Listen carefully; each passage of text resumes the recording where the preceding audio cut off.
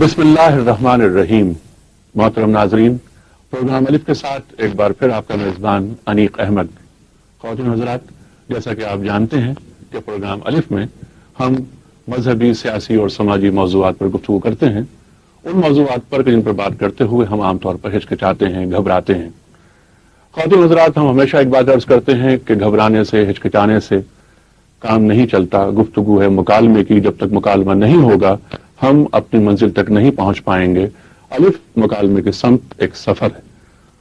خواتین حضرات، آج ہم بات کریں گے اپنے عہد کے ممتاز علماء اور دانشوروں سے، جس موضوع پر وہ موضوع ہے کہ دین میں حدیث کا کیا مقام ہے. اس موضوع پر گفتگو کے لیے ہم نے ممتاز علماء اور دانشوروں کو جیو اسٹوڈیوز آنے کی زحمت دی ہے. یہ حضرات تشریف لاتے ہیں، ان کی گفتگو سے ہم سب استفادہ کرتے ہیں اور اللہ کا دین، اللہ کے دین کی سمجھ آگے بڑھتی ہے. خواتین حضرات، اس سے پہلے کہ پروگرام کا آغاز ہو، مختصر تعارف ہمارے معزز مہمانوں کا. خواتین حضرات، میرے دائیں ہاتھ پر تشریف فرما ہے حافظ عبد الرشید اظہر صاحب. شیخ الحدیث ہیں، تشریف لائے ہیں اسلام آباد سے. تمام زندگی تعلیم و تدریس میں گزری. آج کل وفاقی شرعی عدالت میں ایڈوائزر کے منصب پر فائز ہیں. تشریف فرما ہے محترم جاوید احمد غامدی صاحب. خواتین حضرات، ممتاز محقق، صاحب نگاہ، اسکالر، وہ کہیں اور سنا کرے کوئی. ہمارے پروگرامز میں کئی بار تشریف لا چکے ہیں اور آپ کی گفتگو سے ہم سب نے بارہا استفادہ کیا. خواتین حضرات، تشریف فرما ہے مفتی منیب الرحمان صاحب. خواتین حضرات، جانا پہچانا اور مانا ہوا نام، چیئرمین رحمت ہلال کمیٹی، کئی کتابوں کے مصنف، صاحب نگاہ. اور ہمارے چوتھے اور آخری شریک ڈاکٹر محسن نقوی صاحب. ممتاز عالم دین ہیں، لاتعداد کتابوں کے مصنف. آپ نارتھ امریکہ میں آپ کا دین پر بے پناہ کام ہے. پاکستان میں بھی آپ کی جو دینی خدمات ہیں اس سے انکار ممکن نہیں. خواتین حضرات، پروگرام کا آغاز ہم چاہیں گے کہ شیخ الحدیث عبد الرشید اظہر صاحب سے گفتگو کا آغاز کریں. جناب عبد الرشید صاحب، جیسا آج کا موضوع کہ دین میں حدیث کا کیا مقام. مولانا صاحب، سہا سکتا ہوں صحیح بخاری، صحیح مسلم، ابو داؤد، نسائی، ترمذی، ابن ماجہ، اور ہم فقہ جعفریہ میں دیکھتے ہیں تو اصول کافی ہے، پھر ملا یظہر الفقی ہے، اس کے علاوہ تہذیب کی کتاب ملتی ہے ہمیں، اور اس کے بعد آخری کتاب الاستبصار ملتی ہے. آپ ہی فرمائیے کہ اسلامی قوانین کے ماخذ قرآن، سنت اور حدیث کو سمجھا جاتا ہے. ان تینوں میں حدیث کا کیا مقام ہے؟ دین اس طرز زندگی اور طریقہ حیات کو کہتے ہیں جو اللہ رب العزت اپنے بندوں سے چاہتا ہے. اللہ رب العزت کی منشا اور مراد ہے کہ بندے اس طریقے اور سلیقے کے ساتھ زندگی بسر کریں. اس کے لیے جو اللہ رب العزت نے ہدایات دی ہیں، ہمارے خیال میں وہ دو چیزیں ہیں جن پر مکمل اعتماد ہے، اور وہ دین کہلاتی ہیں اور دین کا مجموعہ کہلاتی ہیں. پہلی چیز قرآن حکیم ہے، اللہ رب العزت کی کتاب ہے جو حضرت محمد الرسول اللہ صلی اللہ علیہ وسلم پر نازل ہوئی. اور دوسری چیز اس کے ساتھ حضرت محمد الرسول اللہ صلی اللہ علیہ وسلم کا اسوہ حسنہ ہے، جس کی تعبیر مختلف الفاظ میں کی جاتی ہے.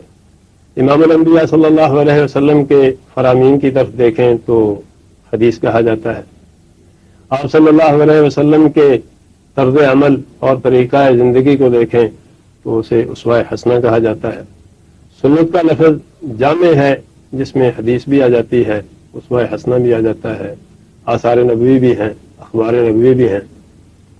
یہ ایک جامع اور ایسا لفظ ہے جس میں آپ صلی اللہ علیہ وسلم کی ساری زندگی سمو دی گئی ہے. یہ دین ہے، اور اس کے ساتھ ہی یہ سمجھنا ضروری ہے کہ حدیث کیا ہے. جیسا کہ اختصار کے ساتھ میں نے پہلے بھی عرض کیا، نبی صلی اللہ علیہ وسلم سے جو کچھ منقول ہوتا ہے، کبھی اس کو خبر کہتے ہیں، کبھی اس کو اثر کہتے ہیں، اور کبھی اس کو حدیث کہا جاتا ہے. حدیث کا لفظ نسبتاً بہت زیادہ شہرت رکھتا ہے اور اس کے لیے جامع لفظ جو ہے وہ سنت کا لفظ ہے. یہ دو چیزیں دین کہلاتی ہیں اور دین کا مجموعہ ہے. اس کے علاوہ جتنی چیزیں بطور دلیل ذکر کی جاتی ہیں وہ حقیقتاً ان دو کو سمجھنے اور ان سے استنباط و استدلال کرنے کے مختلف طریقے ہیں. اب اگلا سوال یہ ہے کہ دین میں حدیث کا مقام کیا ہے؟ یہ کیا حیثیت رکھتی ہے حدیث قرآن کریم کے ساتھ؟ اس کا تعلق کس نوعیت کا ہے؟ اس کا مقام اور مرتبہ کس نوعیت کا ہے؟ ایک اعتبار سے قرآن اور حدیث کا باہمی تعلق ان کے درمیان فرق ہے. بغیر کسی شبے کے میرے خیال میں اس میں اختلاف نہیں ہے کہ نسبت کے اعتبار سے کتاب اللہ اعلیٰ و بالا ہے اور حدیث رسول اللہ یا سنت نبوی دوسرے نمبر پر آتی ہے. اس لیے کہ کتاب اللہ رب العزت کا کلام ہے. جیسے اللہ اور اس کے رسول صلی اللہ علیہ وسلم میں فرق ہے ویسے ہی اللہ کی کتاب اور اس کے نبی صلی اللہ علیہ وسلم کی حدیث اور سنت میں فرق ہے. جیسے خالق اور مخلوق میں فرق ہے، عامر اور معمور میں فرق ہے. جی ہاں، جیسے ایک حدیث یاد آئی کہ حضور فرماتے ہیں صلی اللہ علیہ وآلہ وسلم کہ اللہ کا کلام میرے کلام کو تو منسوخ کر سکتا ہے لیکن میرا کلام اللہ کے کلام کو منسوخ نہیں کر سکتا. یہ حدیث متفق. تو نبی صلی اللہ علیہ وسلم جیسے اللہ رب العزت کے بعد ہے ویسے ہی اللہ کے نبی کی حدیث اور سنت قرآن کریم کے بعد دوسرے نمبر پر ہے اس اعتبار سے، نسبت کے اعتبار سے. اور دوسرا طریقہ وحی کے اعتبار سے بھی حدیث قرآن کے بعد دوسرے نمبر پر آتی ہے. قرآن کریم کے مطابق اللہ رب العزت کا فرمان ہے ما کان لبشر، کسی بھی بشر کے ساتھ اللہ رب العزت نے جب کوئی بات کی ہے تو اس کے تین طریقے اختیار کیے ہیں. ان یکلمہ اللہ الا وحیا او من وراء حجاب او یرسل رسولا فیوحی باذنہ ما یشاء. یا تو دل کے اندر اللہ رب العزت القاء فرما دیتے ہیں، یا من وراء حجاب غیب سے گفتگو کرتے ہیں، یا فرشتہ بھیج کر بات چیت ہوتی ہے. تو قرآن حکیم کا جو طریقہ وحی ہے وہ فرشتہ بھیج کر اللہ رب العزت کی طرف سے الفاظ اور معنی سب کچھ اللہ کی طرف سے. جی ہاں، یعنی جو ماخذ ہوا قرآن اور قرآن کے بعد حدیث، جیسے آپ نے فرمایا دوسرے نمبر پر، یعنی حدیث کو آپ حجت مان سکتے ہیں. حجت مان، یہ میں بعد میں آتا ہوں اس کی طرف.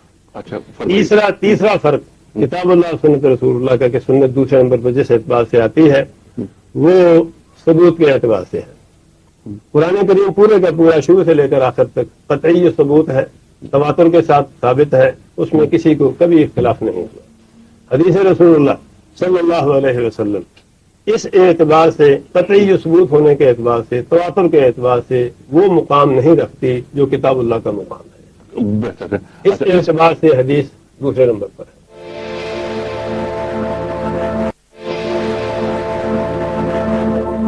جناب جاوید رامجی صاحب، یہ گفتگو طویل گفتگو آپ نے عبدالرشید صاحب کی سماعت فرمائی.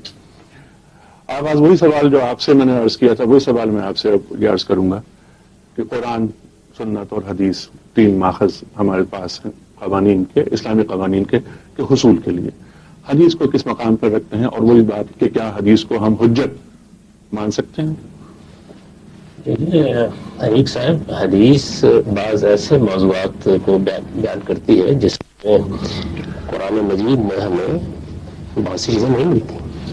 رسالت میں آپ صلی اللہ علیہ وسلم کا اسوہ حسنہ ہے، اس کی تفصیلات کے بارے میں قرآن کچھ اشارات کر دے گا، اس کی تفصیلات حدیث ہی سے ملتی ہیں. اس کا واحد ذریعہ وہی ہے.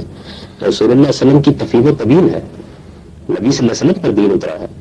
حضور صلی اللہ علیہ وسلم سے کسی نے دین کے بارے میں کوئی سوال کیا ہے، کوئی بات سمجھنا چاہیے، بطور خود حضور نے یہ چاہا کہ کوئی بات سمجھا دے، اس کا ریکارڈ آپ کو کہاں ملے گا؟ اس کا مستند ترین ذریعہ حدیث ہے.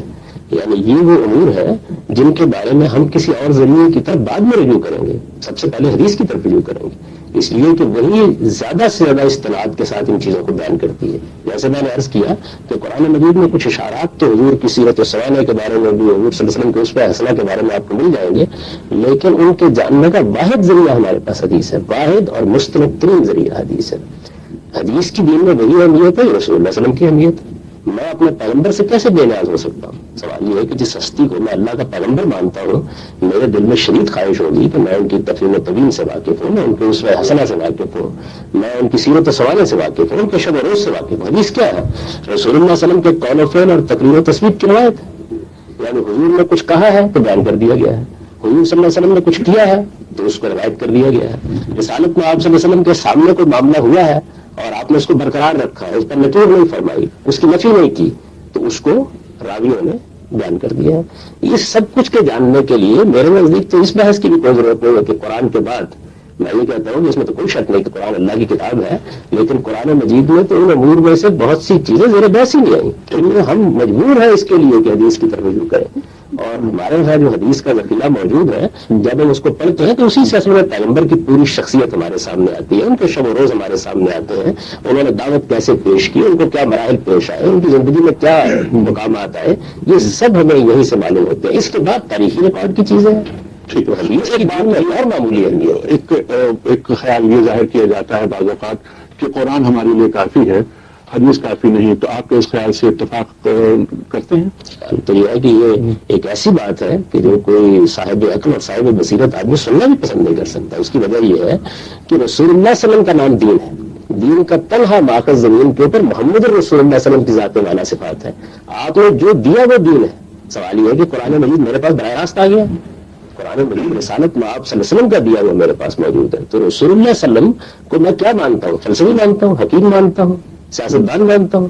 رسول اللہ صلی اللہ علیہ وسلم کو محض اللہ تعالیٰ کی کتاب پہنچا دینے والا ایک محض اللہ ہرکارہ مانتا ہوں، میں ان کو پیغمبر مانتا ہوں۔ اور جب میں پیغمبر مانتا ہوں، حدیث برحق مانتا ہوں، تو پھر تو میرے لیے ان کی ایک ایک ادا کی اہمیت ہے، ایک ایک چیز کی اہمیت ہے، ایک ایک قول کی اہمیت ہے۔ قرآن ہمیں حدیث کو سمجھے بغیر قرآن سمجھ میں نہیں آتا۔ یہ بات یہ کہ قرآن مجید کے سمجھنے اور سمجھانے کے معاملے کے بارے میں دو رائے ہو سکتی ہیں۔ قرآن مجید اپنی ذات میں عربی مبین میں ہے، بہت واضح ہے، لیکن بہت سے ایسے امور ہیں جن کے بارے میں ہم مجبور ہیں کہ ہم حدیث کی طرف رجوع کریں۔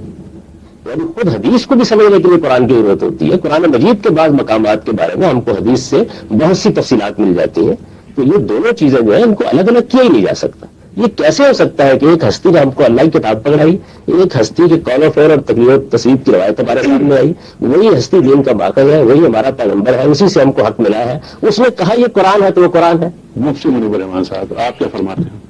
پہلی بات تو یہ ہے کہ عقائد میں ترتیب کے اعتبار سے توحید ہے، وجود باری تعالی ہے، لیکن تسلیم کے اعتبار سے رسالت ہے، کیونکہ یہ سب چیزیں ہمیں رسول کے توسط سے ملی۔ اسی لیے اگر کوئی یہ کہے کہ میں نے اللہ کو صرف عقل سے مانا اور جانا اور رسول کی ذات کو بیچ میں سے ہٹا دے، تو اس کی توحید بھی مقبول نہیں ہے بغیر رسالت کے۔ آپ کا بنیادی سوال یہ ہے کہ کیا حدیث اسلام میں حجت ہے؟ آپ نے تین باتیں کہہ دی کہ کتاب اللہ، سنت اور حدیث۔ تو پہلے تو میں یہ وضاحت کر دوں کہ عرف عام میں تو سنت و حدیث ہم معنی استعمال ہوتے ہیں، ایک ہی معنی میں لیے جاتے ہیں، لیکن جب اصطلاحات سامنے آئیں تو تھوڑا سا فرق ہوتا ہے۔ حدیث جیسا کہ مجھ سے پہلے حضرات نے وضاحت کی کہ رسول اللہ صلی اللہ علیہ وسلم کے اقوال، افعال، احوال اور تقریرات کو کہتے ہیں۔ سنت بھی یہی ہے، لیکن سنت کے معنی ہے کہ الطریقۃ المسلوکۃ فی الدین، کہ رسول اللہ صلی اللہ علیہ وسلم کی تعلیمات کا وہ حصہ جو امت کی اتباع کے لیے ہے۔ مثال کے طور پر ایک وقت میں 4 سے زیادہ ازواج کا عقد میں ہونا، یہ حدیث تو ہے، یہ فعل رسول ہے، یہ احوال رسول میں سے ہے، لیکن یہ سنت نہیں ہے جو امت کی اتباع کے لیے اور امت کے لیے قابل عمل ہو۔ حجیت کا جہاں تک مسئلہ ہے کہ پہلی بات تو یہ ہے کہ بہت اچھی بات کہی گئی کہ خود کتاب اللہ جو متفق علیہ اور بلا اختلاف دین کی اساس ہے، اس کا کتاب اللہ ہونا بھی ہمیں زبان رسول اللہ صلی اللہ علیہ وسلم سے معلوم ہوا. ہم میں سے کسی کے پاس نہ اوپر سے ٹیلی فون آیا نہ ہمارے پاس کوئی فرشتہ آیا. اگر رسول کی اتھارٹی کی نفی کر دی جائے تو پھر قرآن اور ایک عام کتاب میں کیا فرق رہ جاتا ہے. اس کے بعد قرآن مجید میں اللہ کا فرمان ہے کہ انا انزلنا الیک الذکر لتبین للناس ما نزل الیہم. اللہ فرماتا ہے کہ ہم نے آپ کی جانب ذکر اتارا تاکہ آپ اس کو وضاحت کے ساتھ بیان کر دیں ان احکام کو جو ان کی جانب نازل کیے گئے. تو تبیین قرآن اور تشریح قرآن یہ فریضہ نبوت ہے. اور قرآن میں ان علینا جمعہ و قرآن ثم ان علینا بیانہ کہ کلام ربانی کی حفاظت یہ بھی ایک الگ منصب ہے اور اس کا بیان اور اس کی وضاحت اور تفصیلات کو بیان کرنا یہ بھی منصب ہے. اور یہ دونوں مناصب ہیں رسول اللہ صلی اللہ علیہ وسلم کے. اگر ذات رسول کو درمیان سے ہٹا دیا جائے تو اللہ تعالیٰ کے جو بنیادی دین کے ارکان کے بارے میں احکام ہیں، مثلا اقامت صلاۃ ہے، ایتاء زکوٰۃ ہے، حج ہے، اس پر عمل کرنا بھی ممکن نہیں ہے. ان کی تمام تفصیلات قرآن مجید میں موجود نہیں ہیں. بہت سی ضروریات دین جو ہیں وہ ہمیں رسول اللہ صلی اللہ علیہ وسلم سے معلوم ہوئی. اور قرآن مجید خود کہتا ہے کہ ما آتاکم الرسول فخذوہ وما نہاکم عنہ فانتہوا. یعنی قرآن یہ نہیں کہتا کہ جو کچھ قرآن میں ہے یہ کافی ہے. قرآن یہ اتھارٹی دیتا ہے رسول اللہ کو کہ جو تمہیں رسول دیں اس سے لے لو، جس سے روکے اس سے رک جاؤ. تو اس سے معلوم ہے کہ رسول کا حکم جو ہے وہ قرآن کی روح سے سند ہے. قرآن رسول کو محلل کہتا ہے، محرم کہتا ہے. تو تقنین شرعی جسے تشریع کہتے ہیں، جسے قانون سازی کہتے ہیں، اس کے لیے تو اللہ کے رسول کی ذات بالکل مرکزی حیثیت رکھتی ہے. اور جس طرح آپ کی ذات کے توسط سے پہنچا ہوا کلام باری تعالی ہمارے لیے دین کے کسی حکم کے اس بات کے لیے حجت ہے، اسی طرح سے رسول اللہ صلی اللہ علیہ وسلم کی سنت بھی حجت ہے. آپس میں تدریج کے اعتبار سے ان میں یقیناً درجہ بندی ہے، ثبوت کے اعتبار سے درجہ بندی ہے، قطعیت کے اعتبار سے درجہ بندی ہے، لیکن بنیادی سند ہونے میں مطلقاً کوئی اس کا انکار نہ کیا جا سکتا ہے. عقلاً اور نقلاً کسی کے اعتبار سے بھی اس کا انکار اس کا جواز نہیں ہے.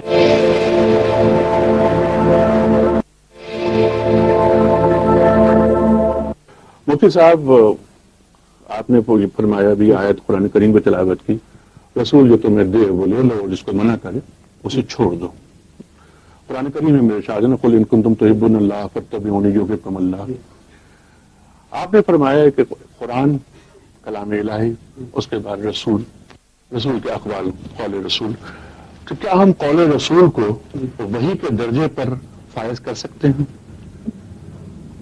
ہمارا عقیدہ یہ ہے جو قرآن نے کہا کہ ما ینطق عن الہوی ان هو الا وحی یوحی، کہ رسول اللہ صلی اللہ علیہ وسلم اپنی خواہش نفس سے کوئی بات نہیں کرتے، وہی کہتے ہیں کہ جن کی ان کو وحی کی جاتی ہے. تو ہم وحی کو قرآن مجید میں محدود نہیں سمجھتے، بلکہ قرآن کے ساتھ ساتھ جو آپ نے احکام بحیثیت شارع کے عطا فرمائے وہ بھی وحی ربانی تھی. فرق کرتے ہیں کہ ایک وحی مطلوع ہے اور غیر مطلوع، وحی جلی ہے یا خفی ہے، یہ اپنے اپنے مدارج ہیں. لیکن وحی حضور کی جو احوال ارشادات ہیں ان کا منبع بھی ذات باری تعالیٰ ہے، وہ بھی اللہ تعالیٰ کی طرف سے احکام ہیں. حضور کا خود فرمان ہے کہ ایک وقت آئے گا کہ لوگ مسندوں پر تکیوں سے ٹیک لگائے ہوئے بیٹھے ہوں گے اور کہیں گے بابا جو کتاب اللہ میں ہے وہ ہمارے لیے کافی ہے. تو آپ نے فرمایا کہ میں تمہارے لیے چیر پھاڑ کے شکار کرنے والے درندوں کو، پرندوں کو اور ہمارے اہلی کو حرام کرتا ہوں. یہ قرآن میں نہیں ہے، لیکن یہ اسی طرح سے حرام ہے جیسے قرآن نے چیزوں کو حرام قرار دیا ہے. یہ وجہ فرمایا. محسن نقوی صاحب، وما ينطق عن الهوى ان هو الا وحی یوحی، وحی خفی وحی جلی، آپ نے اس بابت آپ کیا فرمائیں گے؟ قول رسول کو کیا ہم وحی کے درجے پر، آپ اس بات سے اتفاق کریں گے مجیب الرحمان صاحب کی بات؟ اگر کسی قول رسول کا، فعل رسول کا یا تقریر رسول کا یقینی علم حاصل ہو جائے تو اس کا درجہ آیات قرآن سے یا یوں کہہ لیے کہ وہی ربانی سے کم نہیں ہے. اور کوئی شخص جو اس کا انکار کرتا ہے کہ نبی کریم صلی اللہ علیہ وسلم سے یہ بات میں ثابت مانتا ہوں میں، لیکن اس کے اوپر اعتقاد نہیں رکھتا یا اس کے اوپر عمل نہیں کروں گا، اس گویا کے نظریے سے کہ گویا کہ نعوذ باللہ نفی مقصود ہے، تو وہ دائرہ اسلام سے خارج ہے. کیونکہ جیسا کہ آیات قرآنی ہے اور اس پہ سے یہ آیت بھی سورہ والنجم کی وما ينطق عن الهوى ان هو الا وحی یوحی. حضرت ابراہیم علیہ السلام کی وہ دعا جو سورہ بقرہ میں نبی کریم صلی اللہ علیہ وسلم کے لیے آئی اور پھر اس کا جواب سورہ آل عمران میں اور پھر ہم سورہ جمعہ میں ہر جمعے جسے پڑھتے ہیں، اس میں جہاں مناسب نبوی کا ذکر کیا گیا ہے اس میں تعلیم کتاب و حکمت ہے. اور یہ تعلیم کتاب و حکمت جو ہے ظاہر ہے کہ وہ صرف آیات کی تلاوت تک نہیں ہے، بلکہ وہ جز اور اس کے بعد کہ یہ کہ وَيُعَلِّمُهُ الْكِتَابَ وَالْحِكْمَةَ کہ انہیں کتاب و حکمت کی تعلیم دیتا ہے. تو جیسا غامدی صاحب نے فرمایا، ڈاکٹر رشید صاحب نے فرمایا، مفتی صاحب نے فرمایا کہ یہ آپ اس سے بے نیاز ہو ہی نہیں سکتے. اگر آپ نبی کریم صلی اللہ علیہ وسلم کی سنت کو یا حدیث کو آپ نہ مانیں تو سونے جاگنے سے لے کر اٹھنے بیٹھنے نماز پڑھنے کوئی بھی چیز ایسی نہیں ہے کہ جس کے اوپر عمل کیا جا سکے. ٹھیک ہے، لیکن آغاز میں سوال میں نے عرض کیا تھا آپ کی خدمت میں یہ کہ وہ تمام حدیثیں آپ نے یہ فرمایا کہ نہیں وہ حدیثیں جو یعنی اعتبار جن کا زیادہ ہو ان کو کیا ہم وحی کے درجے پر رکھ سکتے ہیں؟ یہ ہمارا خیال ہے کہ اس سے کوئی بھی عالم اختلاف نہیں کرے گا کہ جس فعل کا یا قول کا نبی کریم صلی اللہ علیہ وسلم سے ہونا قطعی دلالہ ہو جائے، ثبوت کے اوپر پہنچ جائے. ہاں، یعنی وہی اہمیت ہے کہ جو آیت قرآن کی. ڈاکٹر صاحب اجازت ہے؟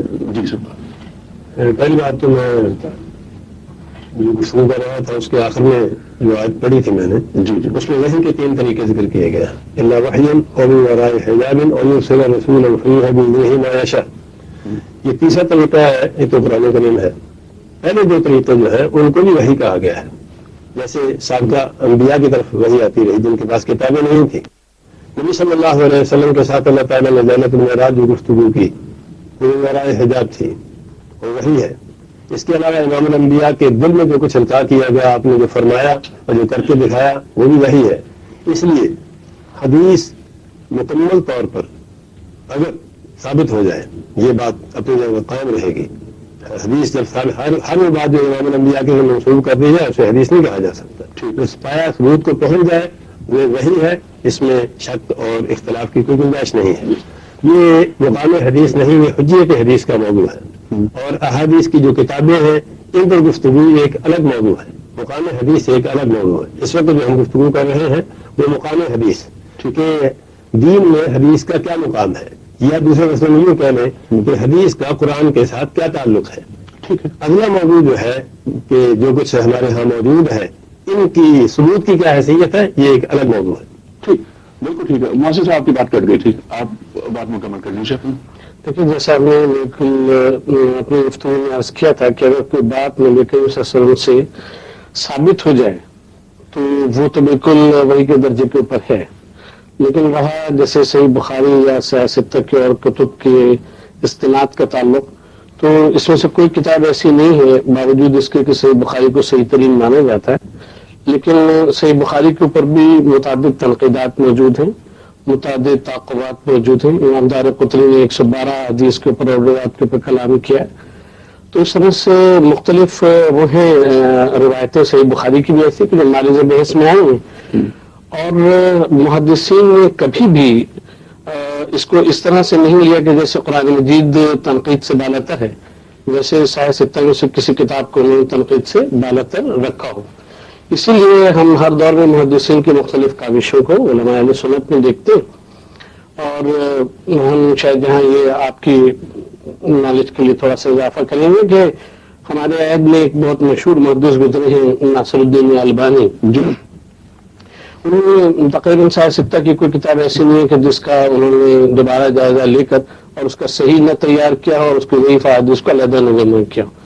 لہٰذا ہم یہ بات تو نہیں کہہ سکتے کہ صحیح بخاری جو ہے وہ از اول تا آخر بالکل تنقید سے بالاتر ہے، لیکن ہم یہ کہہ سکتے ہیں کہ ان میں سے بیشتر احادیث وہ ہیں کہ جن کو علماء اہل سنت نے کبار محدثین نے صحیح مانا ہے۔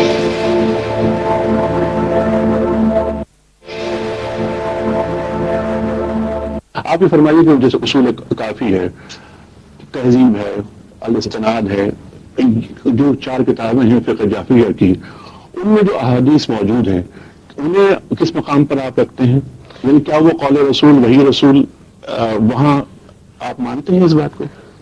اس میں سب سے پہلے ہم اس بات کی وضاحت کرنا چاہیں گے کہ جو کتب اربع جس طرح سے سیاہ ستہ مشہور ہے، اسی طرح سے علماء اہل تشیع میں کتب اربع ہیں۔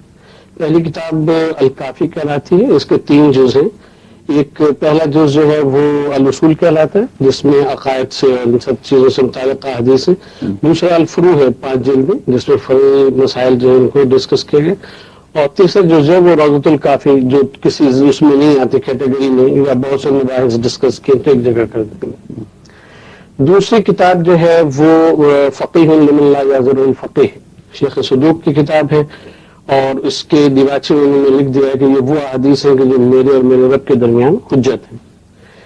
تیسری اور چوتھی کتاب جو ہے وہ شیخ طوسی کی دونوں کتابیں ہیں، تہذیب الاحکام 10 جلدوں میں اور الاستبصار۔ ان تینوں کو تقریباً وہی مقام حاصل ہے کہ جو سیاہ ستہ کو اہل تسنن میں حاصل ہے، اور جہاں تک اس میں روایات کا تعلق ہے تو ہم یہ بتا دیں کہ ان میں سے بھی کوئی کتاب ایسی نہیں کہ جو محدثین کے نزدیک وہ رتبہ رکھتی ہو کہ اس کو تنقید سے بالا تر سمجھا جائے، جیسے الکافی کے اوپر جو کام کیا آیت اللہ باقی بہبودی نے، تو صحیح الکافی جو لکھی ہے انہوں نے، تو اصل کافی میں 16,099 احادیث ہیں اور اس میں 3,055 احادیث ہیں۔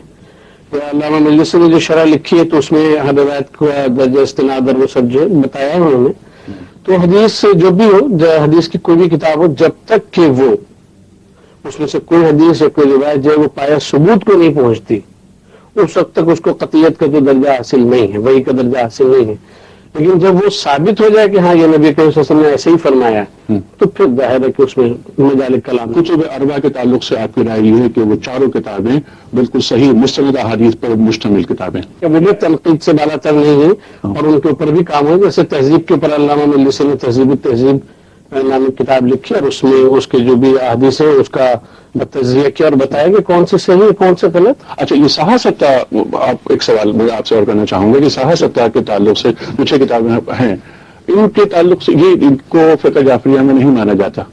ان کو فقہ جعفریہ میں یہ کہنا کہ ان کو فقہ جعفریہ میں نہیں مانا جاتا، یہ کہنا تو درست نہیں۔ اچھا، کیونکہ ہم یہ دیکھتے ہیں کہ کوئی کتاب صحیح بخاری اور صحیح مسلم کی جو روایتیں ہیں اور جو احادیث ہیں ان کو جی ہم عرض کرتے ہیں کہ ہمارے جتنے بڑے محدثین گزرے ہیں ان سب کو سیاہ ستہ اور بھی جو بڑی کتابیں ہیں جیسے مجموعہ طبرانی ہے، دارقطنی وغیرہ ہیں، ان کا اجازہ جو تھا وہ ان کو حاصل تھا، اجازہ روایت، انہوں نے باقاعدہ ان کو درسن لیا اور اس کا اجازت جو تھے وہ انہوں نے حاصل کیا ہمارے علماء نے۔ ٹھیک ہے، جہاں تک فقہی احکام کے استنباط کا تعلق ہے تو یقیناً فقہ جعفریہ کی کوئی کتاب ایسی نہیں کہ جس میں سیاہ ستہ سے کہ کسی حدیث سے اس طرح سے استدلال کیا گیا ہو کہ وہ کسی فقہی مسئلے کی بنیاد بنے، لیکن شواہد اور نظائر کے طور کے اوپر احادیث جو ہے وہ ضرور لی گئی ہیں، اور جہاں تک فضائل کی احادیث کا تعلق ہے وہ تو بغیر کسی اس کے قبول کی گئی ہیں، چاہے سیاہ ستہ میں جہاں بھی آئی ہوں، جو مختلف اکابرین کے فضائل ہیں اس میں ان ابواب کو بالکل سامنے رکھا گیا ہے اور عموماً احادیث کو تسلیم کیا گیا۔ اچھا، تو راوی سے قطع نظر کے راوی کوئی بھی ہو نہیں، جس طرح سے فن حدیث میں جرح و تعدیل کے اصول قائم ہیں اور روایت لینے کے اور روایت کے مختلف ہیں، اسی صورت سے مدرسہ جعفریہ میں بھی اسی طرح سے اصول ہیں جرح و تعدیل کے، اور بغیر بحث و تمہیز کے کسی راوی کو سے روایت نہیں مل جاتی جب تک کہ اس کے اوپر پوری تنقیح موجود نہ ہو۔ بڑا فرمایا ڈاکٹر صاحب۔ ایک بات محسن نقوی صاحب کی گفتگو سے یہ نکل کر کے آئی کہ صاحب صحیح بخاری جو کتاب اللہ کے بعد صحیح اور جامع ترین کتاب جس کو مانا جاتا ہے، علماء کا اس پر ایک اجماع ہے، اس میں بھی کچھ ریزرویشنز ہیں، کچھ تحفظات. اچھا، یہ کہا جاتا ہے، اسے ہم غلط فہمی کہہ لیں یا ایک تاثر کہہ لیں، وہ یہ کہ صاحب 194 ہجری میں حضرت امام بخاری پیدا ہوئے، 3 صدی ہجری میں احادیث جمع ہوئی اور 6 لاکھ احادیث یا 9 لاکھ احادیث جمع ہوتی ہیں. پھر مقررات کو اگر نکال لیے جائیں تو 4200 احادیث میرے خیال صحیح بخاری میں ہیں. تو یہ جو اشکال یہ پیدا ہوتے ہیں اور قیاس کی بنیاد پر حدیثوں کو جمع کیا گیا، ہم نے اپنے بڑے سے سنا، انہوں نے ان سے بڑے سے سنا، او کما قال رسول اللہ، یہاں تک بات ہوتی ہے. آپ جانتے ہیں مجھ سے بہتر، آپ ہی فرمائیے کہ اس قسم کے جو اشکالات ہیں ان کی کوئی حیثیت ہے؟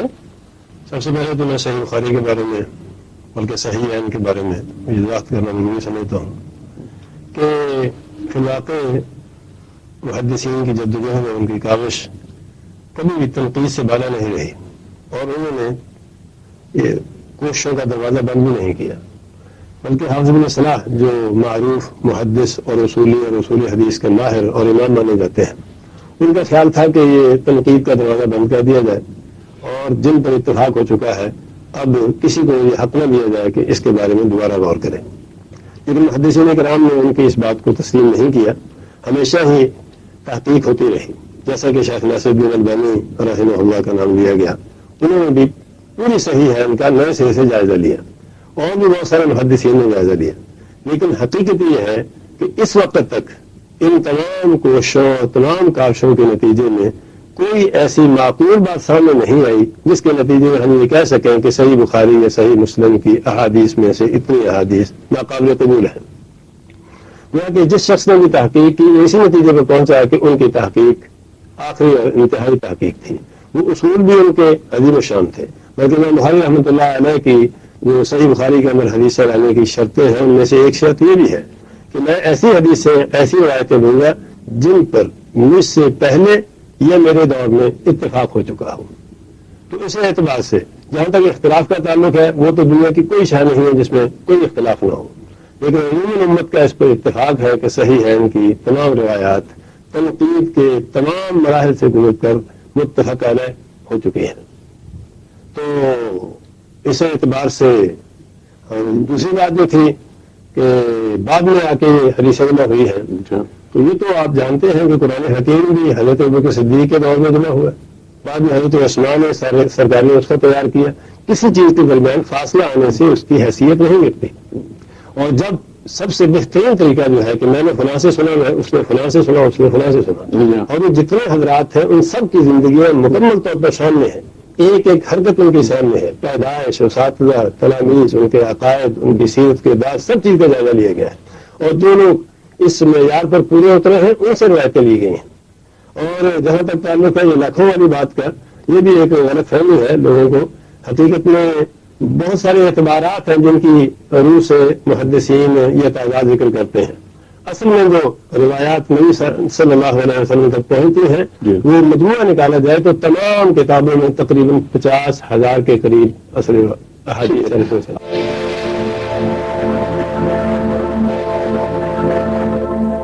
مولانا صاحب ذرا یہ فرمائیے کہ حیات نبوی میں حدیثوں کے تعلق سے حضور کا اپنے فرمان کیا کہ نبی حدیثوں کو جمع کیا جائے، ان کو آگے بڑھایا جائے، یا پہلا مجموعہ کب کمپائل ہوا؟ حمام ابن منبہ کا نام آتا ہے، پھر حضرت علی کے کچھ صحیفے ہیں، عمر بن الاس کا نام آتا ہے. آپ اس تعلق سے کچھ فرمائیے کہ حدیثیں جمع ہونی کب سے شروع ہو گئی تھی؟ نبی علیہ السلام نے اپنی ابتدائی زندگی میں لوگوں کو روکا تھا حدیث لکھنے سے، تاکہ قرآن اور حدیث کے درمیان خلط ملط نہ ہو جائے، کوئی ملاوٹ کی صورت پیدا ہو جائے.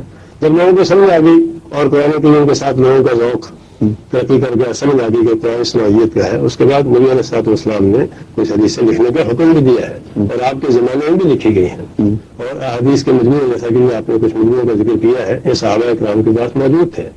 اس لیے نبی علیہ السلام کے زمانے میں ہی حدیثیں لکھنے کا رواج ہو چکا تھا، اور تابعین کے زمانے میں، صحابہ کے زمانے میں تو پھر بہت سارے مجموعے تیار ہوئے.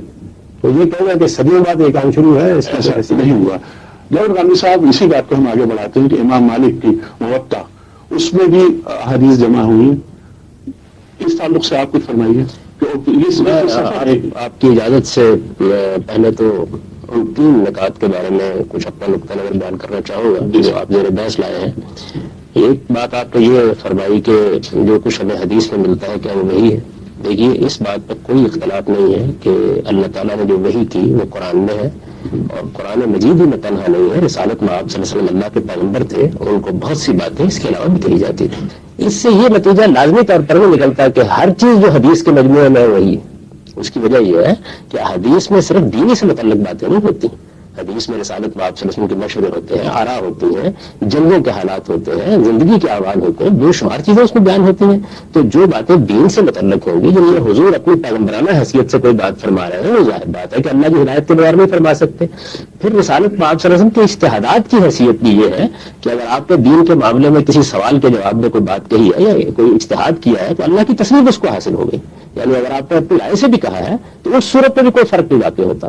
آپ کو حدیثوں میں بہت سے ایسے واقعات ملیں گے جن کا کوئی دین سے تعلق نہیں ہے. تو حدیث تو اصل میں رسالت میں آپ ان کی سیرت بھی ہے، سوالیں بھی ہے، بہت سی چیزیں ہیں. تو ایک تو میں اس چیز کے بارے میں اپنا نقطہ نظر واضح کرنا چاہتا تھا. دوسری چیز یہ ہے کہ حدیث اور سنت کے مابین کیا فرق ہے. مفتی صاحب نے اس کی جانب اشارہ فرمایا. اس معاملے میں 2 نقطہ نظر ہے. ایک نقطہ نظر وہ ہے جو ڈاکٹر صاحب نے بیان کیا ہے کہ حدیث اور سنت مترادف ہیں، لیکن قدیم اہل علم کے ہاں بھی یہ فرق واضح رہا ہے کہ ایک وہ دین کی روایت ہے جو اصل میں نبی صلی اللہ علیہ وسلم سے پہلے کے انبیاء سے چلی آ رہی ہے. یہ نماز، یہ روزہ، یہ حج، یہ زکوٰۃ، یہ رسول اللہ صلی اللہ علیہ وسلم نے شروع نہیں کیا. حضور صلی اللہ علیہ وسلم نے اس دین کی تجدید و اصلاح فرمائی. اس میں اگر کوئی چیز ایسی تھی جو بدعت کی صورت اختیار کی گئی تھی اس کو دور کیا، اگر کوئی اضافہ مقصود تھا تو وہ کیا، اور کرنے کے بعد اپنی تقریر اور تصویر کے ذریعے سے اس کو سینکشن دے دی کہ اب یہ اللہ کا دین ہے. یہ قرآن سے مقدم ہے. اس کی وجہ یہ ہے کہ قرآن اس کے بعد آیا ہے.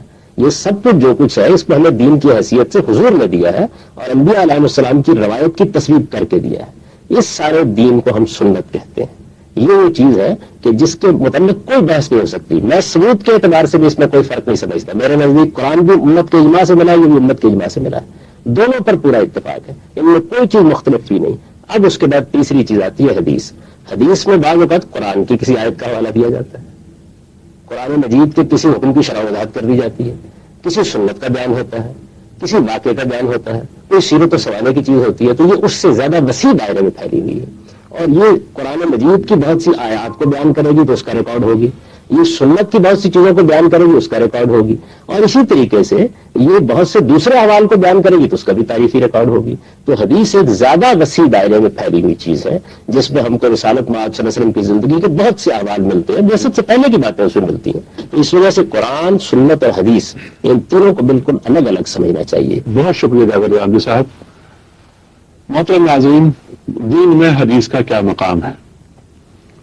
اس موضوع پر آپ نے ہمارے عہد کے ممتاز علماء اور دانشوروں، صاحب نظر افراد سے ان کے قیمتی خیالات، ان کا علم اور یقیناً یہ تمام علم، یہ خیالات، ان سے ہم سب استفادہ کریں گے.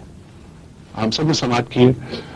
میں دل کی گہرائیوں کے ساتھ اپنے چاروں معزز مہمانوں، محترم ڈاکٹر عبدالرشید صاحب، محترم جاوید غامدی صاحب، محترم مفتی منیب الرحمان صاحب اور ڈاکٹر محسن نقوی صاحب، آپ سب کا دلی شکر گزار. آپ تشریف لائے. لیکن خواتین حضرات، یہ موضوع ابھی تشنا ہے، بہت ساری گفتگو ابھی ہونی باقی ہے. ہم اسی پینل کے ساتھ انشاءاللہ پھر حاضر ہوں گے. تب تک کے لیے اجازت. خدا حافظ. محترم ناظرین، پروگرام الف کے ساتھ ایک بار پھر حاضر. میں ہوں آپ کا میزبان انیق احمد. محترم ناظرین، وہی گفتگو جو پچھلے پروگرام میں جاری رہی اسی کو ہم کنٹینیو کرتے ہیں. حدیث کے جتنے مجموعے ہیں دیکھیے وہ انسانی کام ہے اور بے مثل کام ہے. میں آپ سے عرض کرتا ہوں کہ ہم فخر کر سکتے ہیں دنیا کے سامنے کہ ہمارے محدثین نے رسالت میں آپ صلی اللہ علیہ وسلم کی زندگی کے احوال کو محفوظ کرنے کے لیے جو کاوش کی ہے وہ دنیا میں کسی قوم کے مورخین نے نہیں. یعنی جو کچھ ان کو ملا ہے اس کو چھانا ہے، پھٹکا ہے. اور اس کے بارے میں یہ سوال اٹھایا جاتا ہے نا کہ یہ بہت بعد میں بات یہ ہے کہ کیا ایسا ہوتا ہے کہ اب کوئی شخصیت پیدا ہو جائے تو وہ اپنے لیے اہتمام کرتی ہے کہ آپ میرے ساتھ ساتھ لگے رہیے، ایک ٹیپ ریکارڈر لے کے اور لکھتے رہیے اور بولتے رہیے. یہ انسانی شوق ہے. اس کے تحت صحابہ کرام نے بعض باتیں بیان کی. اچھا، بعض چیزوں کو انہوں نے پسند کیا بیان کرنا، بعض چیزوں کے بارے میں انہوں نے محسوس کیا کہ نہیں بیان کرنی، بعض چیزیں وہ بھول بھی گئے. تو اس طریقے سے باتیں بیان ہونا شروع ہو گئی. ایسا نہیں ہے کہ کوئی بات تھی نہیں. کسی نے کوئی چند لفظ اگر لکھ لیے تو وہ بھی لوگوں کے پاس موجود تھے. کوئی زبانی روایت کر رہا تھا تو وہ چیز بھی موجود تھی. اور اس میں ابتدا میں بھی چھوٹے چھوٹے صحیفے وجود میں آئے. موطا امام مالک البتہ پہلی باقاعدہ کتاب کی حیثیت سے. اور امام مالک نے اس کو اپنے زمانے میں مرتب کیا. اس میں حدیثیں بھی ہیں, اس میں ان کی فقہ بھی ہے, اس میں ان کے اپنے فتاوا بھی ہیں, اور اس نوعیت کی بہت سی چیزیں ہیں, لیکن ایک مختصر مجموعہ ہے, اور چونکہ پہلی باقاعدہ کتاب ہے اس لیے اس کی بڑی غیر معمولی اہمیت بھی ہے. پھر امام مالک کے بارے میں آپ یہ بھی سمجھ لیں کہ جو امام بخاری اور امام مسلم اہتمام کرتے ہیں روایت کی جر و نقد کا, ان کے زمانے میں اس کی روایت کبھی قائم نہیں ہوئی تھی. وہ تو بلاغات بھی بیان کر دیتے ہیں. بعض اوقات روایت کو موقوف مرسل روایتیں جو ہیں ان کی تقسیم کے بغیر بیان کر دیتے ہیں. ان کا طریقہ یہ, تاہم اس کو بڑا احترام حاصل ہے, اور بعد میں محدثین نے کام کر کے یہ ثابت کر دیا کہ ان کی روایتیں زیادہ تر مرفوع روایتیں تھیں, اور ان میں کوئی اس طرح کا نقص نہیں تھا. اس کی بڑی اہمیت ہے. اس کے بعد فطری طور پر یہ مجموعے اسی زمانے میں مرتب ہونا تھے. کیوں؟ وجہ کیا ہے؟ پھیلی ہوئی روایتیں, مسلمان ان کو سن رہے ہیں, اپنے پیغمبر کی باتیں سنتے ہیں, اس سے وہ حظ اٹھاتے ہیں, اس سے ہدایت حاصل کرتے ہیں, اس سے روشنی پاتے ہیں. ہوا یہ کہ بہت سے لوگوں نے غلط سلط باتیں رسالت پاک صلی اللہ علیہ وسلم کی طرف منسوخ کرنا شروع کر دی, روایتیں گھر کر کے بیان کرنا شروع کر دیں. تب محدثین متنبہ ہوئے اور انہوں نے اپنے پیغمبر کی ذات صفات کے بارے میں جو کچھ موجود تھا اس کی تنقید کرنا شروع کی. یہ عمل ایسے ہی ہونا تھا جس طریقے سے ہوا ہے, اور اس میں کچھ وقت لگنا تھا. اس کے بعد یہ مجموعے مرتب ہوئے, اور یہ مجموعے مرتب ہو جانے کے بعد پھر ایسا نہیں ہے کہ کسی ایک آدمی نے مرتب کر کے کہیں غار میں رکھ دیے تھے. یہ تنقید سے گزرے ہیں, ان پر اہل علم نے کام کیا ہے, ان کی ایک ایک چیز کو چھانا اور پھٹکا ہے. یہ عمل آج تک جاری ہے. اس لیے جب ہم کہتے ہیں کہ بخاری اور مسلم کی بڑی غیر معمولی حیثیت ہے, تو یہ کوئی واحد بات نہیں ہے جو کہہ دی جاتی ہے. بے شمار مراحل سے گزرنے کے بعد ہے انسانی کام, اس میں کوئی شک نہیں. ہم تسلیم کرتے ہیں اس بات کو کہ ان میں کوئی غلطی ہو سکتی ہے, یہ کوئی بھی اس کا انکار نہیں کرتا, لیکن بحثیت مجموعی جو کچھ ان کے اندر آ گیا ہے اس کے بارے میں ایک عمومی اعتماد کا اظہار کرتے ہیں. یہی مطلب ہے اس بات کا, اصل کتب بالا کتاب اس کا مطلب. ٹھیک ہے. اچھا غالب صاحب, آپ کی گفتگو بڑی ظاہر بسیط اور بڑی علمی گفتگو. صحیح بخاری میں جو حدیثیں موجود ہیں, فرض کیجئے اس پہ یہ ایک حدیث میں مثال کے طور پر یہاں پیش کرتا ہوں کہ حضرت موسیٰ علیہ السلام کے پاس ملک الموت آیا تھا, تھپڑ مار دیا. ایسی حدیثیں اور بہت ساری حدیثیں ہیں, وہ آپ مجھ سے بہتر بات کریں گے. آپ کیا ان سب کو ہم ایز اٹ از لے لیں, قبول کر لیں ہم ان احادیث کو؟ یہ ہے کہ یہ دو باتیں الگ الگ ہیں. ایک بات یہ ہے کہ ایک حدیث کا فن ہے. حدیث کے فن کا مطلب یہ ہے کہ ہمارے محدثین روایت کے اعتبار سے یہ تنقید کرتے ہیں کہ یہ روایت کیا کسی سکہ آدمی کی طرف سے ہمیں ملی ہے, اس کے سارے راوی سکہ ہیں, یعنی قابل اعتماد تھے, یہ وہ تحقیق کرتے ہیں. یہ حدیث جھوٹ بولا, میں واضح کر دیتا ہوں کیا وہ راوی عادل اور ثابت ہے, یہ دیکھتے ہیں اس کے معاملے پہ. اچھا, پھر وہ یہ دیکھتے ہیں کہ کیا اس کے اندر کوئی ایسی چیز تو نہیں ہے کہ جو عمومی تصورات کے خلاف ہو, یعنی وہ اصطلاح میں اس کو شذوذ کہتے ہیں. اس کی اپنی تنقیحات ہے فن حدیث کی روشنی میں اس کی جاتی ہیں. یہ چیزیں دیکھتے ہیں, علتیں دیکھتے ہیں اس کے اندر کیا ہے. اچھا, پھر اس کے بعد درایت کے کچھ معیارات ہیں جو محدثین نے بیان کیے ہیں کہ کوئی روایت جب ہم قبول کرتے ہیں تو وہ علم و عقل کے مسلمات کے خلاف نہیں ہونی چاہیے, وہ قرآن و سنت کے خلاف نہیں ہونی چاہیے. اس کو بیان کیا ہے, اور یہ محدثین نے دیکھا ہے, یعنی اس کو دیکھا ہے, ہر اعتبار سے دیکھا ہے. اس کو دیکھنے کے بعد انہوں نے اپنی تحقیق کے مطابق روایات بیان کر دی. آج بھی یہ دروازہ کھلا ہوا ہے کہ آپ کسی روایت کے بارے میں سند کے لحاظ سے علمی طریقے سے, یعنی ایک تو ہے نا کہ آپ عامیانہ طریقے سے میں آپ کو گفتگو کر دیں, علمی طریقے سے آپ اس پہ تنقید کر کے یہ بتائیں کہ سند کے لحاظ سے اس میں یہ نقص ہے.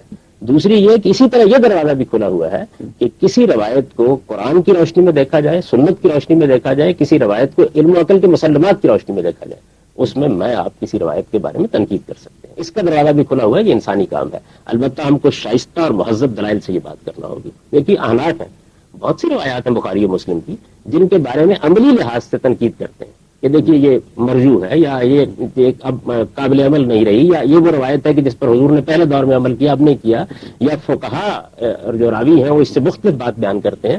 یہ ساری چیزیں اصل میں روایت کے فہم سے تعلق رکھتی ہیں. تو مثال کے طور پر اس روایت کے بارے میں جو آپ نے بیان کی ہے, ایک آدمی یہ کہہ سکتا ہے کہ میرے خیال کے مطابق یہ ٹھیک ہے, دوسرا آدمی یہ کہہ سکتا ہے کہ معلوم ہوتا ہے کہ راوی کو غالباً کوئی بات سننے بیان کرنے میں غلطی لگ گئی ہے. اس کی مثالیں بھی جا سکتی ہیں کہ بعض موقعوں کے اوپر ایک اسرائیلی واقعہ ہے, وہ ایسے بیان ہو گیا کہ جیسے حضور کی طرف اس کی نسبت ہو گئی. اہل علم اس طرح کی چیزوں کے بارے میں دو آراء رکھتے رہے اور اس پر تنقید کرتے رہے. یہ بھی دروازہ کبھی بند نہیں ہوا. دیکھیے بڑی مشہور روایت ہے کہ رسالت میں آپ صلی اللہ علیہ وسلم پڑھ رہے تھے سورہ نجم, اس کے درمیان میں شیطان نے کچھ آیات القا کر دی, معاذ اللہ. یہ روایت بیان ہوئی ہے. اب ظاہر ہے کہ اس روایت کے اوپر لوگوں نے تنقیدیں کی ہیں, سند کے لحاظ سے بھی کی ہیں, اور یہ بتایا ہے کہ اس روایت میں یہ خرابیاں اچھا متن کے لحاظ سے بھی کی ہیں. اسی طریقے سے یہ جو روایت 3 جھوٹ بولنے والی ہے, اس میں ہمارے جلیل القدر بعض ائمہ ہیں جنہوں نے یہ بات کہی کہ اس سے بہتر ہے کہ ہم پیغمبر کی طرف جھوٹ کی نسبت کریں، ہم راوی کی طرف جھوٹ کی نسبت کریں، اس طرح کے تبصرے بھی اس پر کیے گئے. امام راضی جیسے شخص نے یہ تبصرہ کیا.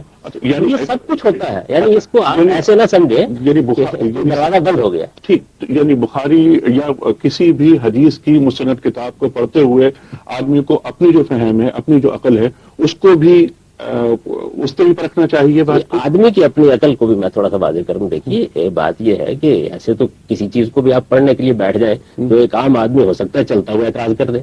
جب یہ بات کہی جاتی ہے تو اس کا مطلب اہل علم ہے، یعنی وہ جو روایت کے فن سے واقف ہیں، جو قرآن سے واقف ہیں، جو حدیث سے واقف ہیں، جو پورے دین پر نظر رکھتے ہیں، وہ پہلے بھی تنقیدیں کرتے رہے، اب بھی تنقیدیں کرتے ہیں. لیکن یہ بات آپ کیا کسی اور فن میں اجازت دیں گے کسی عامی کو کہ وہ ایک میڈیکل کی کتاب پڑھے اس کے بعد جو تبصرہ چاہے کرے؟ یعنی جو ہم جو پڑھتے ہیں کہ دروازہ کھلا ہوا ہے تو اہل علم کے لیے کھلا ہوا ہے. یعنی ان احادیث پر گفتگو وہی کر سکتا ہے جو علم الرجال سے واقف ہو. مفتی صاحب آپ فرمائیے. میں یہ گزارش کروں گا کہ جو علم حدیث ہے، جی معاف کیجیے گا، وہ ذرا جو عام تصور ہے علم تاریخ کا اس سے الگ ہے، اور اسی لیے مستشرقین نے بہت سی چیزوں پر اعتراض کیے صرف اپنی عقل کی روشنی میں. تو علم حدیث کی روشنی میں ایک دو حدیث کا ٹیکسٹ ہے، متن ہے، اور ایک اس کی سند ہے کہ وہ چین، وہ سلسلہ افراد کا جن کے واسطے سے ہم تک یہ ٹیکسٹ یہ پہنچا. یہ معیار حدیث کے علم کے لیے متعین کیا گیا جو حدیث کو تاریخ سے بالکل منفرد اور ممتاز کر دیتا ہے. جب ہم یہ دیکھیں گے کہ یہ بات کن لوگوں کے ذریعے ہم تک پہنچی تو ان کی روایت کو قبول کرنے کے لیے معیارات ہیں. ان معیارات کے ساتھ ساتھ بالفرض ایک چیز ہمیں پہنچ جاتی ہے اور ان معیارات پر وہ پورا اترتے ہیں، تب بھی عقل عام کے خلاف کوئی چیز ہو تو اس پر غور کیا جائے گا. مسلمات کے خلاف کوئی چیز ہو دین کے، اس پر غور کیا جا سکتا ہے. ابھی ناصر الدین البانی کی بات کی گئی، کوئی آدمی حجت نہیں ہے کہ انہوں نے احادیث میں سے یعنی جو جن کو اصح الکتب کہا جاتا تھا ان کی بھی اس نے تلخیص کر دی، اور بعد میں ان کے خلاف تناقضات البانی کے نام سے بھی آ گیا کہ ان کے اپنے اندر کنٹراڈکشنز ہیں کہ ایک جگہ اپنے مطلب کے لیے ایک کو صحیح کہہ دیا، دوسری جگہ اپنے مطلب کے لیے اس کو صحیح نہیں کہہ دیا. تو اس لیے ہم اصولی بات کرتے ہیں. آپ نے کہا کہ بخاری، تو اس کا مطلب یہ ہے کہ بخاری جب مقابلتاً اور کمپیریٹیولی بات کریں گے تو صحیح ترین کتاب ہے، لیکن یہ بات نہیں کی گئی کہ اس کی کسی حدیث پر کوئی کلام نہیں کی جائے گی. اسی طرح سے بعض مغرب والوں نے جو اس وقت مراکش اندلس کے علاقے تھے انہوں نے مسلم کو صحیح ترین کہا تھا، ان کا اپنا معیار تھا. تو لیکن ان کی احادیث پر روایات کے بارے میں بات کی جا سکتی ہے. اب آپ نے ثلاثت و اکذوبہ کی بات کی ابراہیم علیہ السلام کے حوالے سے، تو ایک تو تبصرہ غامدی صاحب نے بتا دیا، اچھی بات ہے.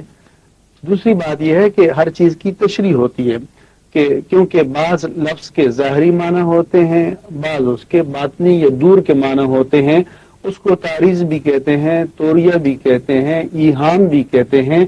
اور یہ ایسا استعمال ہوتا ہے کہ ایک لفظ بول کر کسی خاص وقت کسی خاص مصلحت کے لیے ایک لفظ بولا گیا ہے اور اس کے دور کے معنی مراد لیے جائیں. یعنی حدیث فہمی بھی ایک الگ چیز ہے. بالکل ہونا چاہیے، کیونکہ ایک تو وہ کذب صریح ہے جس پر قرآن یا سنت کے واضح احکامات ہیں. ایک یہ بات ہے کہ ایک مشکل سے نکلنے کے لیے حدیث میں بھی ہے کہ انا فی المعارض لمندوحۃ عن الکذب، کہ بعض اوقات توریہ کرنا پڑتا ہے. مثال کے طور پر آپ کے سامنے ایک آدمی بندوق لیے یا خنجر لیے ایک آدمی کا تعاقب کر رہا ہے اور آپ وہاں کھڑے ہیں، آپ کے سامنے وہ بندہ اس گھر میں داخل ہوا، یہ ادھر ٹرن کیا، وہ آپ سے پوچھ رہی ہے وہ بتائیے کدھر گیا، اور آپ سمجھتے ہیں کہ اگر میں کہہ دوں گا بھی وہ یہاں داخل ہوا ہے تو اس کو مار ڈالے گا، اس کی جان چلی جائے گی.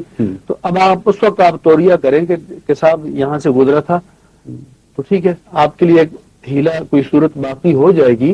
تو تاریز توریہ ایہام یہ ہوتا ہے، اکذوبہ کا لفظ جو ہے اس کے بے صریح قطعی کے معنی میں نہیں ہے کہ ایک لفظ بول کر جو ہے انہوں نے جھوٹ مراد لیا جس کو ہم جھوٹ کہتے ہیں، لیکن بعض اوقات توریت ہوتا ہے تو صحیح یہ بھی ہے کہ ہم کذب کی نسبت نہ کریں. اگر کہیں ایسا ہے تو ہم قرآن مجید کے کلمات طیبات کی بھی تفسیر کرتے ہیں، ان کی تعبیر کرتے ہیں. احادیث میں بھی ایسے کلمات آئیں گے، ان کی تفسیر کی جائے گی، ان کی تعبیر کی جائے گی. اور ایک مسلمہ محدث جو ہے اس سے اختلاف بھی ہو سکتا ہے، جیسے بتایا کہ حنفیہ بعض حدیث سے اختلاف کرتے ہیں، ان کے اپنے دلائل ہیں، تو دلائل کی روشنی میں حدیث پر گفتگو کرنے کا دروازہ بند نہیں ہوا. بالکل ٹھیک ہے، یعنی حدیث فہمی کے لیے بھی اس کی کچھ لوازمات ہیں، ریکوزٹ ہیں، وہ پورے ہوں گے تو حدیث میں گفتگو ہو سکتی ہے، اس کے بغیر ممکن نہیں. اور یہ سب کس فن میں نہیں ہوتی. ہاں یعنی یہ کوئی حدیث کے ساتھ خاص ہے. جی. آدمی قرآن پہ گفتگو کرے گا تب بھی 10 سوالات ہوں گے. آپ عربی زبان سے واقف ہیں، آپ امت کے پس منظر سے واقف ہیں، آپ ان چیزوں کو جانتے ہیں. جی. یہی حدیث میں بھی ہوگا.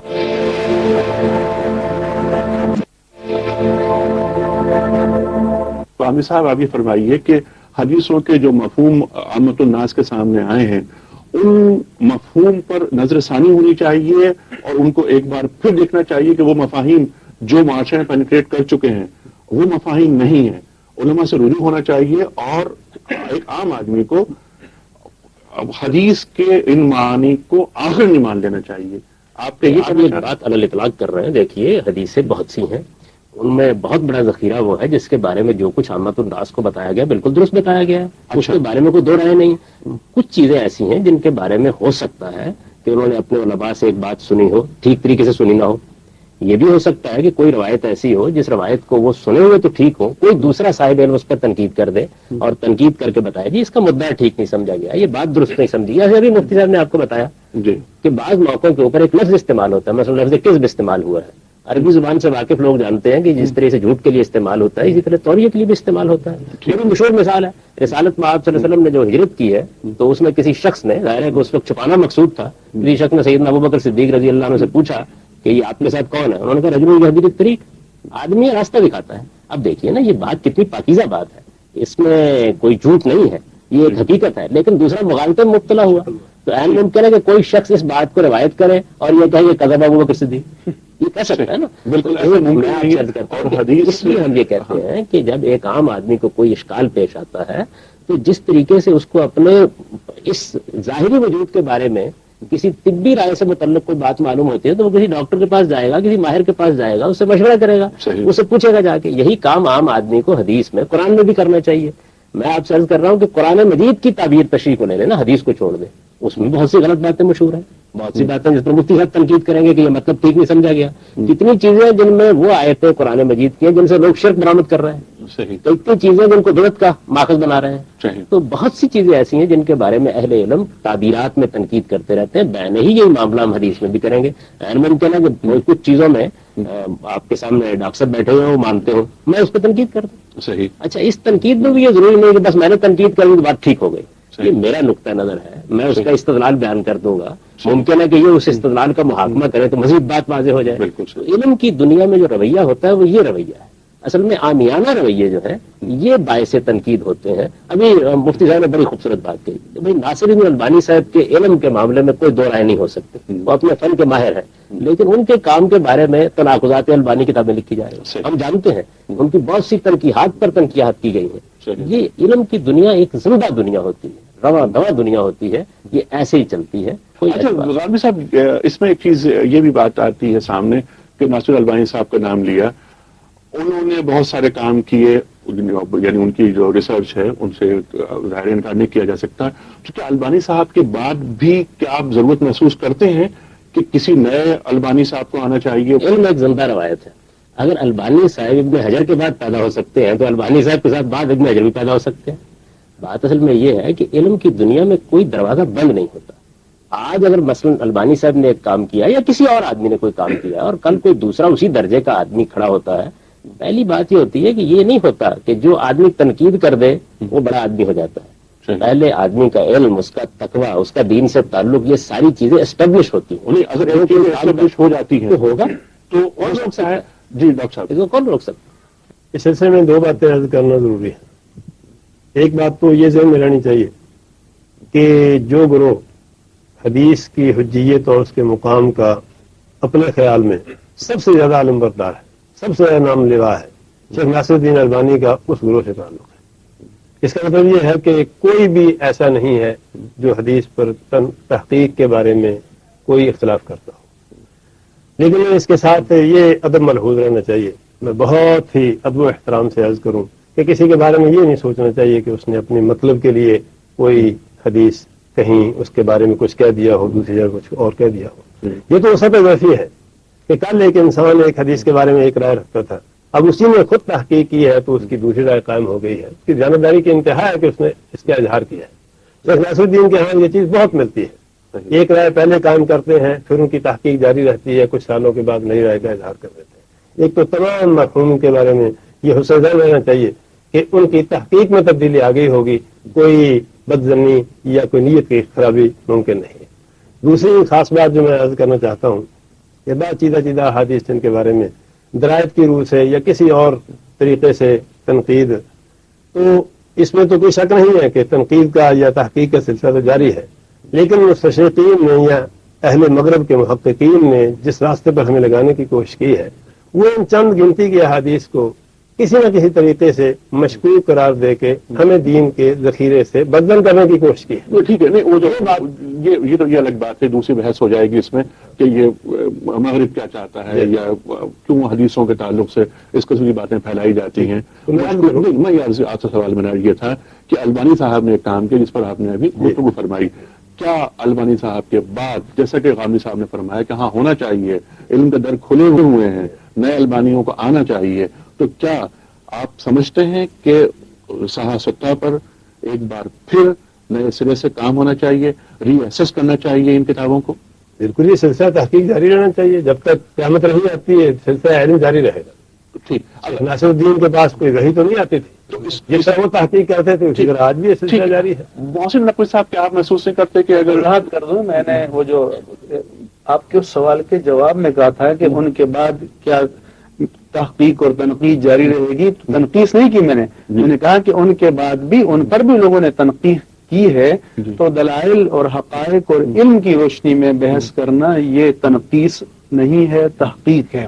ہم مدرسوں میں امام شافعی کی آراء پر تنقید کرتے ہیں، اصول پڑھاتے ہوئے تنقید کرتے ہیں اور بڑی سخت تنقیدیں کرتے ہیں، ہماری کتابوں میں لکھی ہوئی ہیں۔ احناف کی بات کر رہا ہوں۔ اچھا، احناف کی بہت سی آراء جن پر اہل حدیث کے مدارس میں تنقید ہوتی ہے، اصل میں یہ عام آدمی کو معلوم نہیں ہوتا کہ علم کی دنیا میں کیا ہو رہا ہوتا ہے، وہاں یہ سب کچھ ہو رہا ہوتا ہے، محبت بھی قائم ہے، محبت بھی قائم ہوتی ہے، محبت بھی قائم ہوتی ہے، ایسے بڑھتی ہے۔ ٹھیک ہے منیر رحمان صاحب، اگر یہ اس پہ ری اسسمنٹ ہو احادیث کا اور اس کا کیا اثرات فقہ پہ نہیں پڑیں گے؟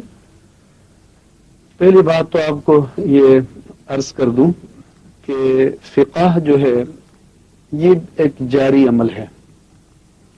بہت سے لوگوں نے یہ کہہ دیا ہے کہ بھئی ان لوگوں نے اجتہاد کا دروازہ بند کر دیا ہے اور یہ کون ٹھیکیدار ہو گیا اور فلاں ہو گیا اور کوئی نہیں بند کر سکتا۔ تو پہلی بات یہ عرض کر دوں کہ اجتہاد ایک مسلسل عمل ہے اور اس کی ضرورت ہمیشہ جاری رہے گی اور اس کی ضرورت کو کوئی بند اور محدود نہیں کر سکتا۔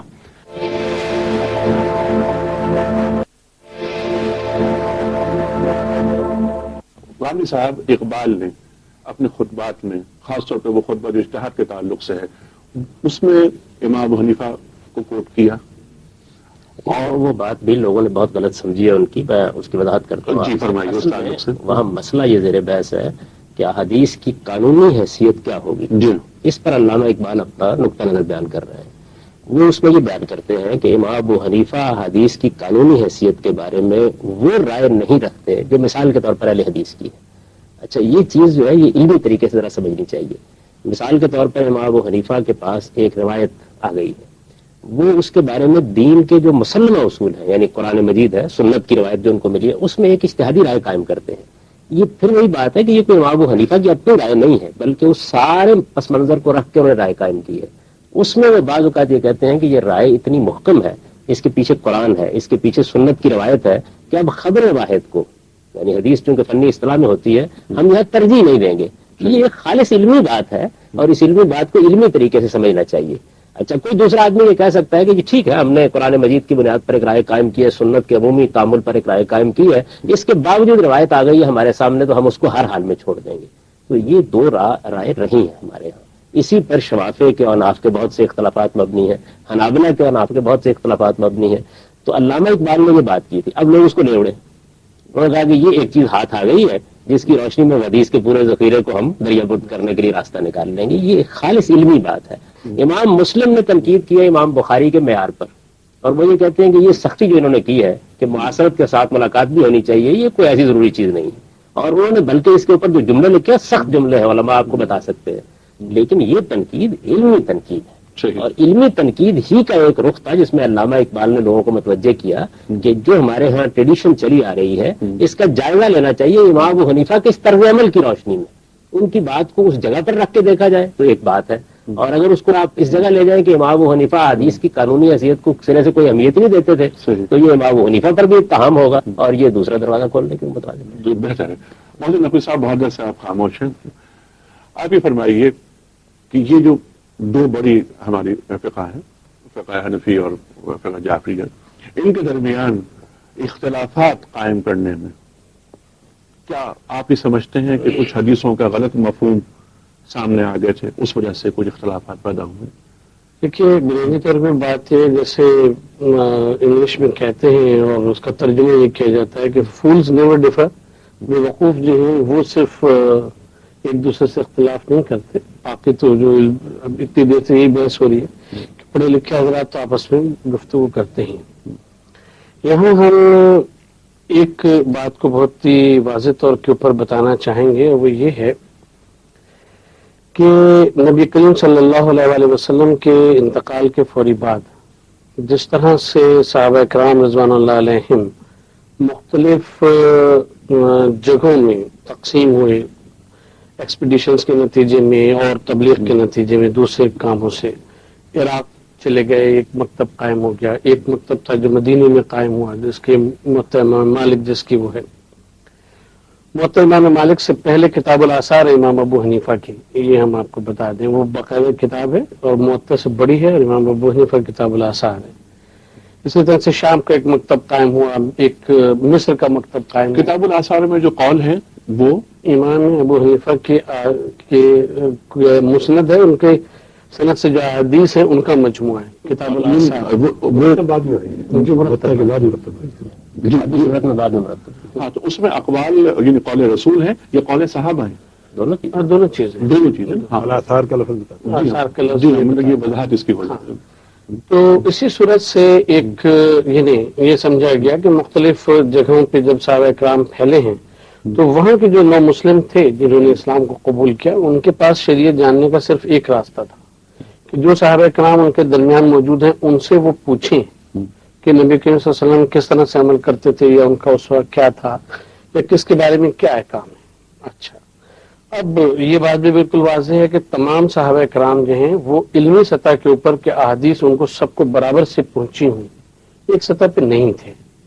کسی کے پاس احادیث کم تھیں، کسی کے پاس زیادہ تھیں، کوئی پہلے ایمان لایا، کوئی بعد میں ایمان لایا، کوئی بعد میں ایمان لایا لیکن زیادہ نبی کریم صلی اللہ علیہ وسلم کی ملازمت میں رہا، کوئی پہلے ایمان لے آیا لیکن کم اس کو صحبت نصیب ہوئی.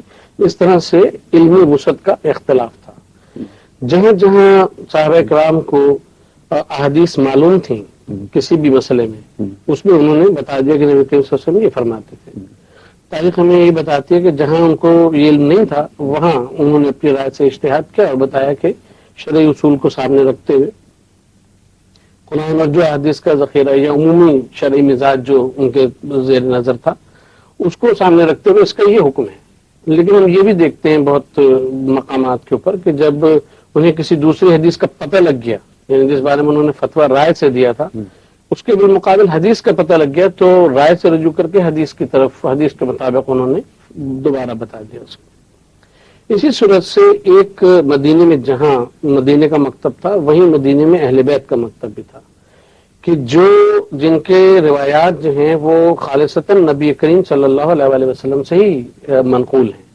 صرف یہ ہے کہ وہ صرف اہل بیت میں جو لوگ شامل تھے ان سے وہ روایات لی گئی ہیں. اب اس میں جیسے اور وہی روایات آپ کی چاروں کتابوں میں چاروں کتابوں میں آگے چلتی ہیں. اب ٹھیک. جیسے ہم آپ کو مثال دیں کہ حضرت علی علیہ السلام کے جس صحیفے کا ذکر بخاری شریف میں تقریباً 6 مقامات کے اوپر ہوا ہے.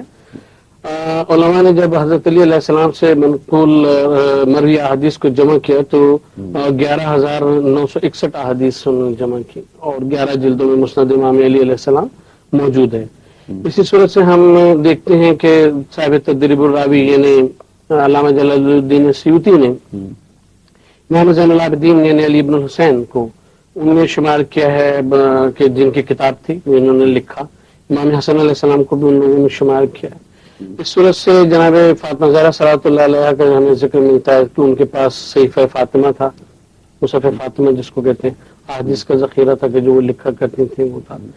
تو یہ پھر امام محمد باقر علیہ السلام, امام جعفر صادق علیہ السلام, یہ سلسلہ جو ہے وہ یہ چلتا ہے. جہاں تک باریک بینی سے ہم اچھا یہ سلسلہ کب تک چلا؟ 317 ہجری تک. 317 ہجری میں امام زمانہ علیہ السلام بارہ امام جو امام حسن عسکری اسلام کے وہ ہماری روایات کے مطابق ان کی غیبت کبریٰ گویا واقع ہوتی ہے. تو پھر ظاہر ہے کہ احادیث کا سلسلہ جو ہے وہ وہاں کے اوپر ختم ہو جاتا ہے. یہاں ہم ایک بات کی اور وضاحت کر دیں گے, محدثانہ طریقے کے اوپر یہ بات کی گئی ہے, یہ ایک تنقید کی گئی ہے شیعہ کتابوں کے اوپر جو احادیث کی ہیں کہ مثلا امام جعفر صادق علیہ السلام کی کوئی حدیث آتی ہے تو یہ ہوتا ہے کہ بھئی کہا امام جعفر صادق علیہ السلام نے یا ان صادق علیہ السلام. تو اس میں یہ سمجھا جاتا ہے کہ اس کی جو سند ہے وہ نبی کریم صلی اللہ علیہ وسلم تک نہیں پہنچتی, جبکہ ہمارے وہاں اصول یہ ہے اور حدیث کی کتابوں میں باقاعدہ اس پہ ابواب قائم ہیں کہ ان ائمہ نے فرمایا کہ ہماری جو بھی حدیث ہم تم سے بیان کرتے ہیں وہ ہم سے ہمارے والد نے, ان سے ان کے والد نے, ان سے ان کے والد نے, یہاں تک کہ نبی کریم صلی اللہ علیہ وسلم نے ارشاد فرمایا. اس کا یہ بھی مطلب نہیں ہے کہ کتب اربعہ میں یا اس کے بعد جو بڑے بڑے مجامع ہیں اس میں جتنی حدیثیں امام باقر سے یا اور دیگر ائمہ سے منقول امام صادق سے وہ سب کی سب سندن نبی کریم صلی اللہ علیہ وسلم تک پہنچتی ہیں. اچھا اس کی وجہ کیا یہ ہے کہ راوی کا معصوم ہونا ضروری ہے؟ ہمارے وہاں اس بات کا وہ ہے کہ نبی کریم صلی اللہ علیہ وسلم کیونکہ گویا کہ معصوم تھے اور قرآن مجید جو ہے وہ بھی ظاہر ہے کہ معصوم عن الخطا ہے, تو اس کی تشریح جو ہے وہ امت میں معصوم ہاتھوں سے پہنچنی چاہیے.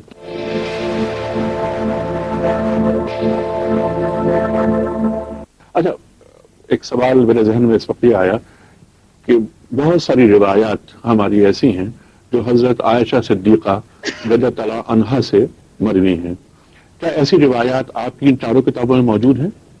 ہماری کتابوں میں ایسی روایات موجود ہیں اور جس طرح سے بالکل, اور امہات المومنین کا جہاں تک تعلق ہے اس کے بارے میں جب نص قرآنی موجود ہے اور قرآن ان کو مائیں کہتا ہے تو اگر کوئی بات ان سے صحیح سلسلہ سند کے ساتھ ثابت ہو جائے کہ انہوں نے فرمایا, نبی کریم صلی اللہ علیہ وسلم کا کوئی قول کوئی فعل انہوں نے وہ کیا, تو وہ اسی طرح سے حجت سمجھا جاتا ہے جیسے حناف میں یا شوافی میں اور اس میں حجت سمجھا جاتا ہے. کیا فرماتے ہیں آپ؟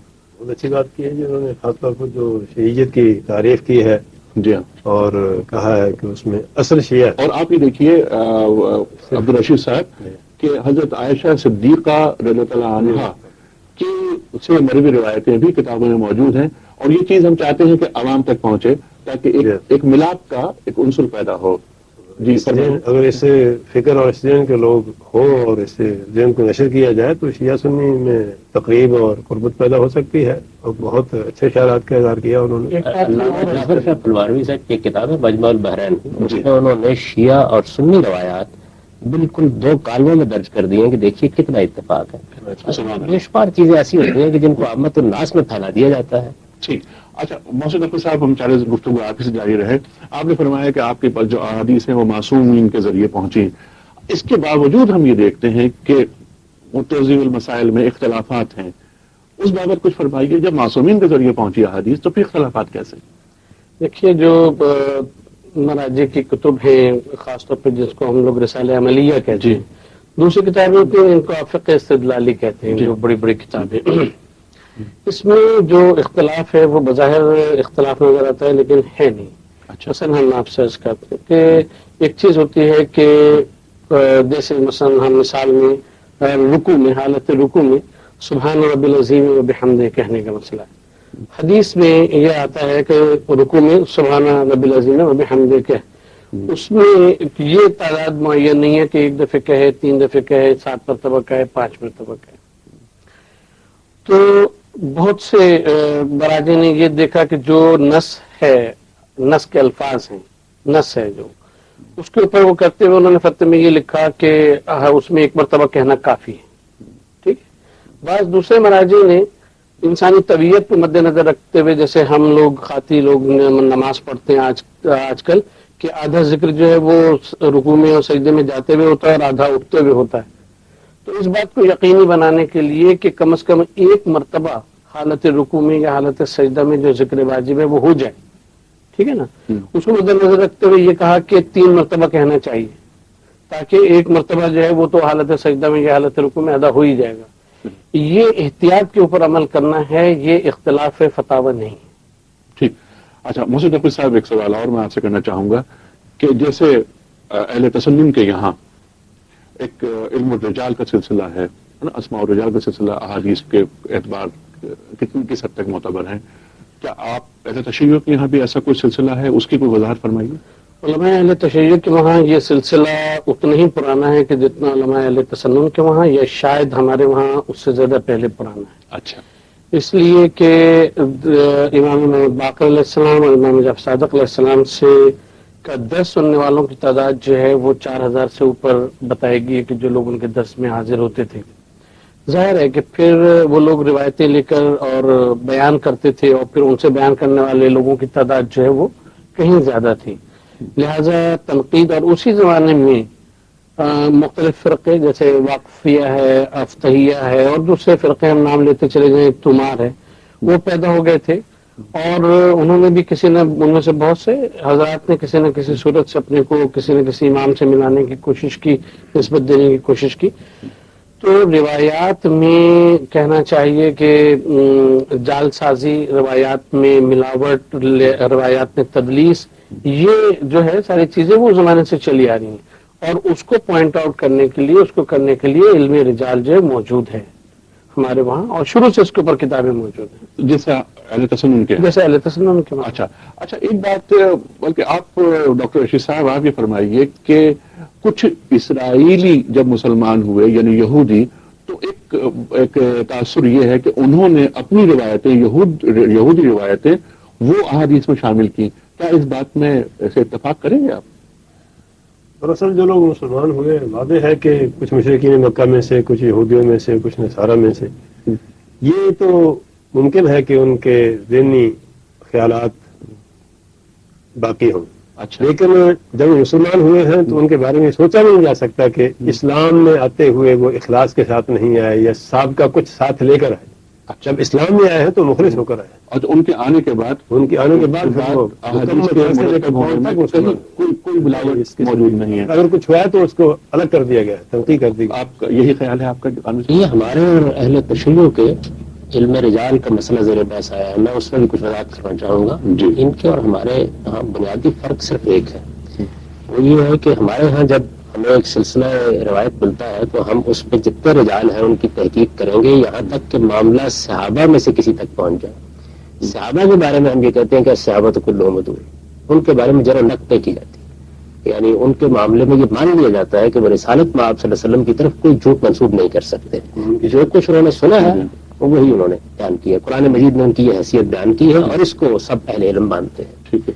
اہل تشیع کا یہ معاملہ ان کے کسی امام پر جا کر ختم ہو جاتا ہے. جی. یعنی جب روایت امام تک پہنچ گئی تو اس کے بعد پھر آگے کسی تحقیق کی ضرورت نہیں ہوتی. یعنی امام جو کچھ کہہ رہا ہے، اگر وہ یہ کہہ رہا ہے کہ میں نے اپنے والد سے یا اس سے سنا ہے، تو وہاں پھر اب فن رجال ختم ہو جاتا ہے جا کے. چنانچہ ان کے فن رجال اپنے وقت کے لحاظ سے نیچے آ جاتا ہے اور ہمارے ہاں وہ اوپر تک جاتا ہے. جی. اس بابت آپ بنیادی فرق ہے. ٹھیک. اس معاملے میں ماننا چاہیں گے تو اس کی اس میں اجازت دیں تو یہ اضافہ تھوڑا سا کر دوں کہ حدیث کس درجے کی ہے، جی اور حجت میں اس کا کیا مقام ہے، جی یہ بھی یعنی ثبوت کے اعتبار سے ہے کہ ہم تک کن ذرائع سے وہ حدیث پہنچی. جی. لیکن ہم یہ سمجھتے ہیں کہ صحابی نے جو ڈائریکٹ رسول اللہ صلی اللہ علیہ وسلم سے جو ارشاد سنا وہ ان کے لیے اسی طرح حجت ہے جیسے قرآن حجت ہے. محترم ناظرین، دین میں حدیث کا کیا مقام ہے، اس موضوع پر گفتگو ہم نے پچھلے پروگرام میں بھی کی اور یہ دوسرا پروگرام ہم نے آپ کے سامنے پیش کیا. خواتین حضرات، آپ نے گفتگو سماعت فرمائی ہمارے حد کے ممتاز علماء سے، یہ علماء جو اپنی ذات میں کسی لائبریری سے کم نہیں. موضوع بہت بسیط ہے، اس پر گفتگو مزید ہو سکتی ہے اور ہوگی. ہم اسی پینل کے ساتھ انشاءاللہ اگلے ہفتے پھر حاضر ہوں گے. تب تک اپنے میزبان انیق احمد کو اجازت دیجیے. خدا حافظ. بسم اللہ الرحمن الرحیم. محترم ناظرین، پروگرام الف کے ساتھ ایک بار پھر حاضر. میں ہوں آپ کا میزبان انیق احمد. محسن نقوی صاحب، اکابر صحابہ سے جو قرآن سنا وہ ان کے لیے اتنا ہی حجت جیسا حضور سے سنا. آپ کیا فرماتے ہیں؟ اللہ ریب فیہ، اس میں تو کوئی شک کی گنجائش ہی نہیں. بات یاد کرو کہ جو شیعہ کی تعریف انہوں نے کی ہے نا، اللہ تعالیٰ توفیق دے تو باقی سارے گروہ بھی اپنی اپنی ایسی تعریف کر دیں، بڑا اتفاق پیدا ہو جائے گا اس کے نتیجے میں. ہم ایک بات یہ عرض کریں گے کہ جیسا کہ ابھی غامدی صاحب فرما رہے تھے کہ جب صحابی پہ بات پہنچ جاتی ہے تو اس سے آگے پھر بحث نہیں ہوتی علم رجال میں. ٹھیک. اسی صورت سے بالکل صحیح فرمایا کہ جب کسی امام کے اوپر بات پہنچ جاتی ہے اور تو اس سے آگے پھر ہمارے فن رجال میں بحث نہیں ہوتی، کیونکہ یہ بھی ایک تاریخی حقیقت ہے. اور وفیات العیان ابن خلقان تک کی کے اوپر سے لے کے وہاں تک کی ہم کتابوں کی بات کریں گے کہ جہاں ان حضرات کا ذکر آتا ہے کہ جن کو اہل تشیع امام منصوص من اللہ مانتے ہیں. ان کو ظاہر ہے کہ عام علماء اہل تسنن امام تو نہیں مانتے، لیکن ان کے علم، زہد، تقوی اور پرہیزگاری کے اوپر سب متفق ہیں اور کوئی کلام نہیں. لہذا یہ کہ وہ بنیادی راوی جس کو اہل تشیع امام کہتے ہیں، اہل تسنن ان کو اپنے وقت کا عابد زاہد عالم کہیں، کہ جن کو ضعیف نہیں قرار دیا جاتا. پھر اس سے اوپر کی جو سند ہے وہ کہتے ہیں مجھ سے میرے والد نے، مجھ سے میرے والد نے، یہاں تک کہ حضرت علی نے انہوں نے نبی کریم صلی اللہ علیہ وسلم سے فرمایا. دوسری بات کہ ہم مولانا رشید صاحب جو ہیں ان کی بات کے اوپر کچھ اضافہ کرنا چاہیں گے کہ جہاں تک اس بات کا تعلق ہے، آپ نے اسرائیلیات کے حوالے سے جو بات کی تھی، اسرائیلیات جس طرح سے ہمارے وہاں علم حدیث چلتا ہے، علم حدیث کو آپ یوں کہہ لیں کہ زبانی روایات کا علم، کہ جو ایک اسکرپچر یعنی قرآن سے الگ ہے. اہل یہود میں تالمد کی ایک ٹریڈیشن چلتی ہے جو زبانی اس کا علم ہے، اور تالمد دو ہیں، فلسطینی اور بیبلونین تالمد سے. بات یہ ہے کہ جو حضرات ایمان لائے نبی کریم صلی اللہ علیہ وسلم کے عہد میں اور صحابہ کرام رضوان اللہ علیہم کے زمرے میں شامل ہوئے، ان سے یہ بات تو قطعی بعید ہے کہ وہ نبی کریم صلی اللہ علیہ وسلم کی طرف کوئی بات چھوٹ منسوب کریں. جب وہ کہتے ہیں کہ نبی کریم صلی اللہ علیہ وسلم نے فرمایا تو بحث صحابی کے اس کو قبول کیا جائے گا. یہ صحابۃ کلہم عدول کا تقاضا ہے.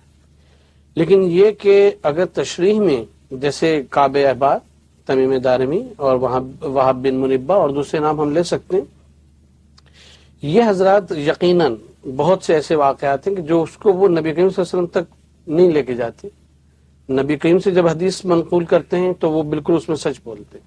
لیکن جہاں تک بعض واقعات کی وضاحت کا تعلق ہے، جس میں سے ایک وہ بھی ہے حضرت موسیٰ علیہ السلام کا تھپڑ مارنا، یا نبی حضرت ابراہیم علیہ السلام کی 3 جو ہیں وہ توریہ جو انہوں نے فرمایا 3 مقامات پہ جس کو کسب کہا گیا، وہ بھی داخل ہے. تو وہ یہودی روایات ہیں کہ جن کو انہوں نے نقل کیا ہے، اور یہ نہیں فرمایا کہ یہ نبی کریم صلی اللہ علیہ وسلم نے ایسا فرمایا، بلکہ وہ روایات ہیں کہ جو اپنے ساتھ اپنی ٹریڈیشن میں وہ لے کر آئے. اور ظاہر ہے کہ اس کے بارے میں نبی کریم صلی اللہ علیہ وسلم سے کوئی بات منقول نہیں تھی.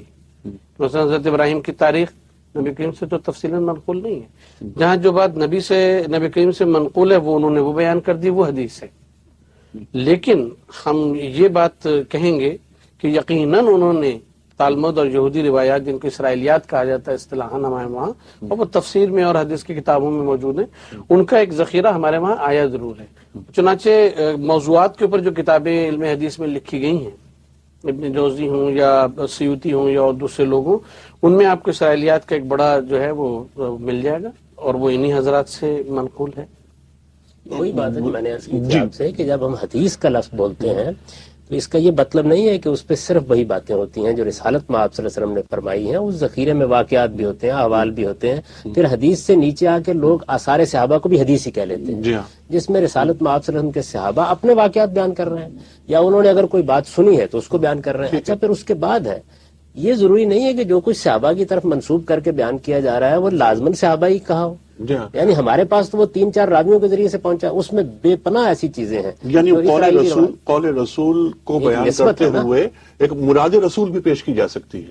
یہ بھی ہو سکتا ہے کہ مراد رسول پیش کی جائے، یہ بھی ہو سکتا ہے. یعنی وہ تو روایت بالمعنی کا مسئلہ ہے. ظاہر بات ہے کہ اس کو سارے ہی علماء جائز سمجھتے ہیں کہ یہ ضروری نہیں ہے کہ رسالت پاک صلی اللہ علیہ وسلم کے الفاظ ہی روایت کیا جائیں. ایک صحابی نے اگر اطمینان کے ساتھ ایک مفہوم اخذ کیا ہے تو اپنے الفاظ میں بیان کر سکتا ہے. بات کے لوگ بیان کر سکتے ہیں. صبح کی روایت جو ہے کعب اخبار کی اسرائیلیات میں سے نہیں ہے. اس کی نسبت اس لیے اس کی روایت مرفوع ہے. اس لیے اس کی تفسیر کی جاتی ہے اور تعبیر کی یہ جاتی بہت ہے. سی ایسی چیزیں ہیں جو اس کے بعد ہمارے ہاں موجود ہیں، اس میں کوئی شک نہیں ہے. اصل سوال یہ ہے کہ ان کے ساتھ ہمارے ہاں علماء نے کیا کیا ہے، ان کی تنقید کی ہے، ان پر تنقید کی ہے، ان میں سے چیزوں کو الگ الگ کیا ہے. اور تفسیری روایات میں بھی یہ کام ہوا ہے. بہت سی چیزوں کے بارے میں تنقید کر کے ان کو الگ کر دیا گیا. اب کچھ چیزیں لوگوں میں شہرت پا گئی ہوئی ہیں، ان کو معلوم نہیں. یہاں تو میں نے خود دیکھا ہے اور خود سنا ہے کہ ایک آدمی روایت بیان کر رہا ہے ممبر پر بیٹھ کر اور یہ کہہ رہا ہے کہ میں نے یہ موضوعات کی فلاں کتاب پڑھی ہے. اس کا کیا علاج ہے؟ یعنی اس کے مخاطبین کو معلوم نہیں ہے کہ جو بات وہ بیان کر رہا ہے، بلکہ ایسی مذہبی کتابیں اس وقت لوگوں کو پڑھائی جا رہی ہیں اور شب و روز پڑھائی جا رہی ہیں جن میں روایت اور قصہ بیان ہوتا ہے اور آخر میں لکھا ہوتا ہے موضوع. تو اس کا کوئی علاج نہیں ہے. لیکن وہ حدیث صحیح حدیث کے ساتھ مخلوط نہیں ہو سکتی. اصل میں ایسا ہوا کہ ایک تو جیسے ہر دور میں واعظین ہوتے ہیں تو واعظین نے ترغیب و ترہیب کے لیے بہت سی روایتیں گڑھ لی کہ لوگوں کو عذاب سے ڈرایا جائے، یہ بڑے اجر کی بشارت دی جائے. اسی لیے ہمارے محدثین نے جو اخذ حدیث کا معیار مقرر کیا اس میں سے یہ بھی ہے کہ کسی معمولی عمل پر غیر معمولی اجر کی کوئی بشارت ہو تو وہ بھی ایک موضوع کی علامات میں سے ایک علامت ہے. تو یہ اس طرح سے ہوا، لیکن اس کی چھان پھٹک بھی کر دی گئی اور ان کو جدا کر دیا گیا. تو ایسا نہیں ہے کہ بھئی اور اسرائیلی جو آپ فرما رہے ہیں وہ اس طرح سے ساری کی ساری سندن نہیں ہے، بلکہ ویسے روایتاً بیچ میں تفاسیر میں یا کسی ایسے ڈال دیے گئے ہیں. بالکل ٹھیک ہے. جی آپ فرمائیے. اس کے بعد میں سوال آپ سے کروں. میں سمجھتا ہوں کہ اسرائیلی روایات عام طور پر آئینی اور تشریعی امور سے تعلق نہیں رکھتی، بلکہ تفسیر قرآن میں قصص کی تکمیل کے لیے ان کا ذکر کیا گیا ہے. لیکن اس میں ایک بات بہت خاص ہے کہ اس میں بعض ایسی روایتیں آ گئی ہیں جن میں عصمت انبیاء پر حرف آتا تھا. اس لیے اسرائیلی روایات لازم ہے، ضروری ہے کہ ان کی تحقیق کی جائے تاکہ کوئی ایسی بات جس میں کسی بھی نبی کی عصمت پر حرف آتا ہو اس کو قبول نہ کیا جائے. تحقیق بالکل کی جائے، یہ ضروری ہے. حضرت شاہ علیہ السلام کے بارے میں بڑی اسرائیلی ہی نہیں، جس کی طرف غامدی صاحب نے اشارہ کیا تھا تلک الغرانی قل علا والی، کہ اس کو محدثین نے روایت کیا ہے اور اس کی پھر محدثین نے اس کو رد کیا کہ جس سے عصمت وحی پر حرف آئے تو اس کو بھی قبول نہیں کیا جائے گا. ان کو معیارات جرح و تعدیل پر بھی اس کا مواخذہ کیا ہے اور یہ اصول بھی کہ جس چیز سے عصمت وحی پر حرف آئے تو وہ چیز چاہے معیارات کے مطابق ہو تب بھی ٹھیک ہے.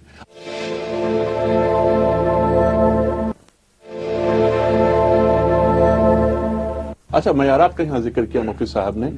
شیخ صاحب آپ یہ فرمائیے کہ حدیثوں کی جو قسمیں ہیں اس کے ساتھ ساتھ پھر یہ کہ ہم یہ پڑھتے ہیں کہ حسن لذاتے ہی حسن لغیر ہی، اس تعلق سے کچھ بات بتائیے کہ کیا کیا اس میں کتنی گواہی ہیں. بہت اختصار کے ساتھ اور پبلک کی تفہیم کے لیے ایسی روایات جن کے بارے میں یقین انتہا کو پہنچ جائے، جس کے بعد کوئی اوپر معیار نہیں ہے، وہ تو متواتر ہے. ٹھیک ہے. اس کے بعد اگر یقین ہو جائے ہمارے علم ہماری تحقیق کے مطابق یہ واقعی رسول اللہ صلی اللہ علیہ وسلم کا عمل یا آپ کا فرمان ہے تو اس کو صحیح کہتے ہیں. اچھا. جس کے بارے میں یقین ہو جائے کہ نبی صاحب کا فرمان نہیں، جھوٹ کر کے امام الانبیاء کی طرف منسوب کیا گیا ہے، اس کو موضوع کہتے ہیں. ٹھیک. اس کے بعد جن روایات کے بارے میں ظن غالب تحقیق کا میلان اس طرح سے زیادہ ہو کہ وہ نبی صاحب نے فرمایا ہوگا، ان کو حسن کہتے ہیں. ان میں میلان زیادہ اس طرف ہو کہ نہیں فرمایا ہوگا، ان کو ضعیف کہتے ہیں. اچھا. تو یہ بڑی مختصر سی باطنی تعبیر، یہ باطنی تعبیر ہے، فنی تعبیر سے الگ کر کے فنی تعبیر سے سادہ ایک باطنی تفہیم کے تعبیر لیے باطنی نہیں ہے، سادہ صحیح. اچھا، اس میں کچھ جو راوی ہیں ان کو بھی دیکھا جاتا ہے؟ انہیں کو دیکھا جاتا ہے. اچھا. تو اچھا، ضعیف میں کوئی راوی نہیں ملتا یا ایک آدھ راوی ملتا ہے؟ نہیں ضعیف میں روات تو اس میں بھی ہوتے ہیں، لیکن اچھا، جو معیار ہے محدثین کے ان راویوں ان سے جب بھی گرتا ہے راوی حسن لغیر اس طرح سے ہے تو گر کر یا حسن ہو جاتا ہے اور گر جائے تو ایک حدیث ضعیف کے ہمیں درجے میں چلا ملی جاتا ہے اس سند کے ساتھ، اس سند میں کسی درجے پر کوئی کلام ہے، وہ راوی ایسا ہے کہ اس کی روایت قابل قبول نہیں ہے، لیکن وہی ٹیکسٹ متن ہمیں ایک دوسری روایت سے مل گیا ہے کہ جہاں سب کے سب راوی قابل قبول ہیں، تو اس کو حسن لغیری کہتے ہیں کہ اس نے اس کو اسٹرانگ کر دیا اور اس کو قابل قبول بنا دیا۔ تو یہ تو میں ذرا عرض کروں کہ وہ صحیح روایت جو ہے نا اس کی 5 شرطیں بیان کی جاتی ہیں۔ اچھا، وہ کیا کیا ہے؟ راوی عادل ہو، اچھا، اس کا یادداشت مضبوط اور مکمل ہو، اور سند اسی طریقے سے متصل ہو، کہیں راستے میں انقطاع نہ آتا ہو، ٹھیک، اور کوئی مخفی علت نہ ہو اس کے اندر، اور کوئی کمزور راوی اپنے سے زیادہ سگا راوی کے خلاف بات نہ کرے۔ یہ 5 شرطیں ہیں، ان میں سے کسی شرط میں کمی آتی ہے تو وہ روایت اس صحیح کے درجے سے گر کر یا حسن کے درجے میں چلی جائے گی یا یہ ضعیف کے درجے میں چلی جائے گی، اور اگر دوسری روایتوں سے اس کی تائید ہو جائے تو پھر حسن بغیر ہی، جیسا ڈاکٹر صاحب نے ٹھیک، فرمایا۔ ایک بات اچھا جی فرمائیے۔ ایک بات ہم عرض کریں، اسی طرح سے یہ بھی ذہن میں رہنا چاہیے کہ کہیں اگر کسی حدیث کی کتاب میں یہ لکھا دیکھیں گے، خاص طور پہ صحیح ستہ میں، یا صحیح ستہ میں تو نہیں، بات ہے کتابوں میں، کہ مثلا یہ حدیث ضعیف ہے، اس کا یہ مطلب نہیں کہ وہ حدیث واقعی ضعیف بھی ہے، کیونکہ ہو سکتا ہے اس کے شواہد موجود ہوں دوسری کتابوں میں، اور علماء کے نزدیک وہ حدیث جو ہے یعنی وہ صحیح خاص ہو، اس سند سے ضعیف ہوا کرتی ہے، ٹھیک ہے؟ کیا ہو سکتا ہے کہ دوسرے مطالعات اور شواہد کی وجہ سے وہ ضعیف بھی وہ جو ہے وہ اس میں فنی وہ بات اس کے ہے، باوجود قابل قبول ہوتی ہے، قابل قبول ہوگی لیکن وہ صحیح نہیں ہو سکتی۔ صحیح نہیں تو نہیں، صحیح لحاظ وہ سے ایک فنی بات ہے اصل میں کہ مولانا جو پہلے ایک حدیث ایک وضاحت بھی ہو جائے۔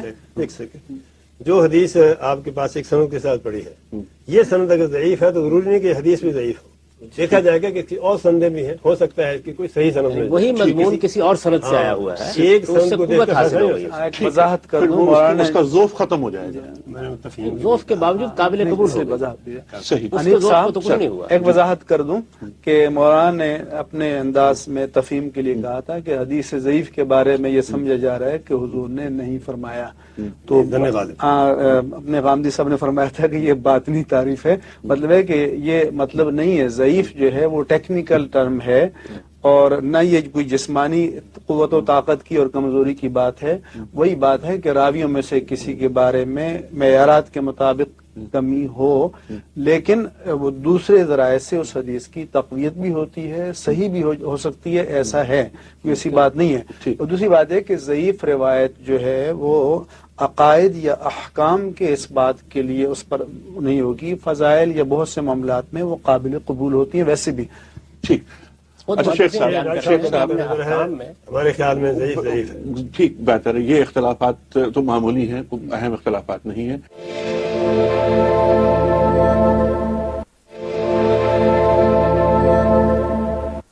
اچھا ڈاکٹر صاحب یہ فرمائیے کہ جتنے مرتبین ہیں سیاستہ کے یا چاروں کتابیں جو فقہ جعفری کی ہیں، کیا یہ محض اتفاق ہے کہ وہ سب کے سب غیر عربی ہیں؟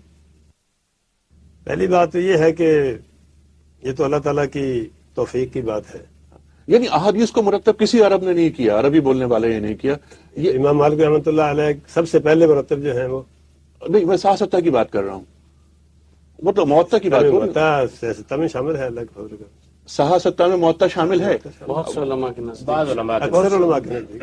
اچھا، آپ فرماتے ہیں بعض علماء، آپ فرماتے ہیں اکثر علماء، منیب رحمان صاحب آپ ہی کہہ رہے ہیں بعض علماء بعض علماء کے نزدیک، آپ یہ فرمائیے، میرا یہی سوال میں منیب رحمان صاحب آپ سے نہیں، یہ کروں۔ بھی علم میں بعض اور اکثر کا ہو گیا نا معاملہ، تو یہ ہو میرا جاتا خیال ہے ہے کہ اختلافات، میں کوئی آپ فرق نہیں پڑتا کے جو آپ نے ارشاد فرمایا کہ یہ دین جو ہے دین اسلام، یہ پوری عالم انسانیت کے لیے ہے، اس کے مخاطبین عرب خاص طور پر نہیں ہیں، لہٰذا یہ اس میں معیار ہی نہیں رکھا گیا کہ جو چیز عربوں سے آئے گی تو وہ قابل قبول ہوگی اور نہیں ہوگی، جو اس دین کو اپنا لے، جو اس دین کو اختیار کر لے، جو جس شعبے میں ملکہ تامہ حاصل کر لے، وہ کہیں کبھی ہو دین میں اس کا مقام اور مرتبہ تسلیم کر لیا جائے گا۔ عرب ہے لیکن دینی معیارات پر پورا نہیں اترتا تو اس کا وہ درجہ نہیں ہوگا. تو اللہ تعالیٰ جس وقت جو کام لینا چاہے اس میں غیر معمولی استعداد اللہ تعالیٰ پیدا فرما دیتا ہے، یہ اس کی حکمت ہوتی ہے. تو ان حضرات سے اللہ تعالیٰ نے یہ کام لینا تھا، تو ان میں یہ اللہ نے شوق بھی پیدا فرما دیا، ان میں یہ ملکہ، یہ مہارت یہ بھی پیدا فرما دی. تو یہ رب تبارک و تعالیٰ جب جس سے جو کام لے لے وہ اس بات پر قادر ہے کہ اس میں وہ اس کی اہلیت اور صلاحیت پیدا کر دیتا ہے.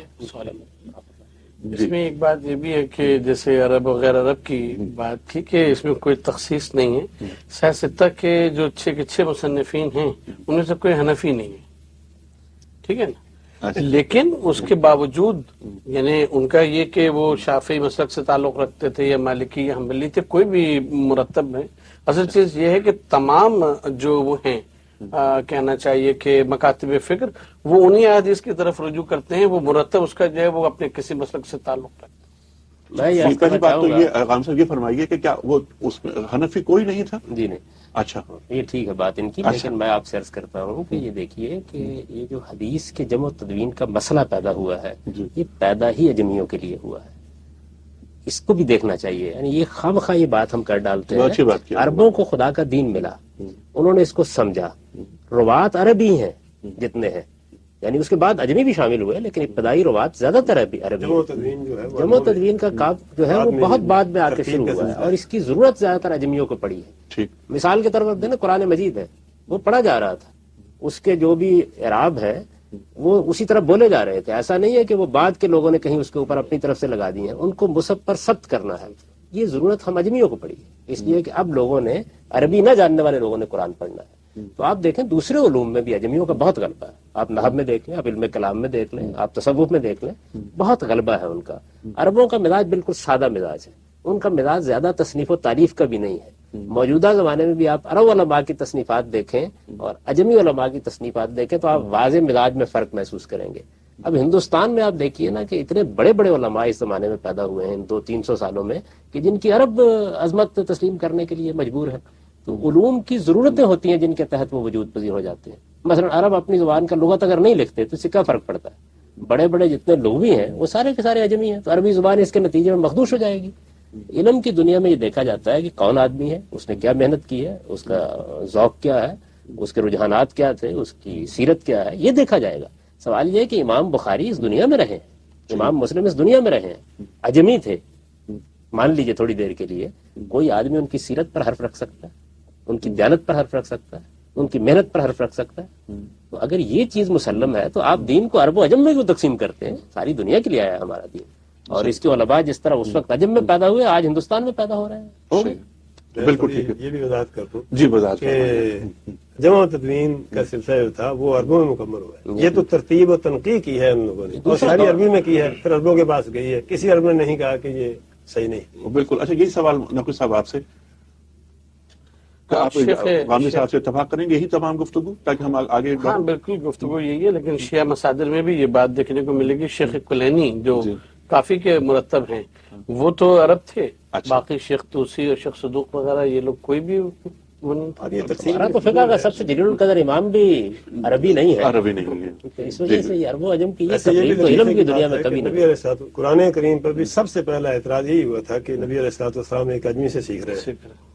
ٹھیک، بالکل ٹھیک ہے. اچھا غامدی صاحب ہم چاہیں گے کہ یہ پروگرام کیونکہ اب آخری مراحل میں ہے، یہ فرمائیے کہ خدا نہ خواستہ حدیث اور قرآن کریم کے کسی احکام میں کسی حکم میں اگر متصادم کوئی بات ہو جائے تو کیا کیا جائے؟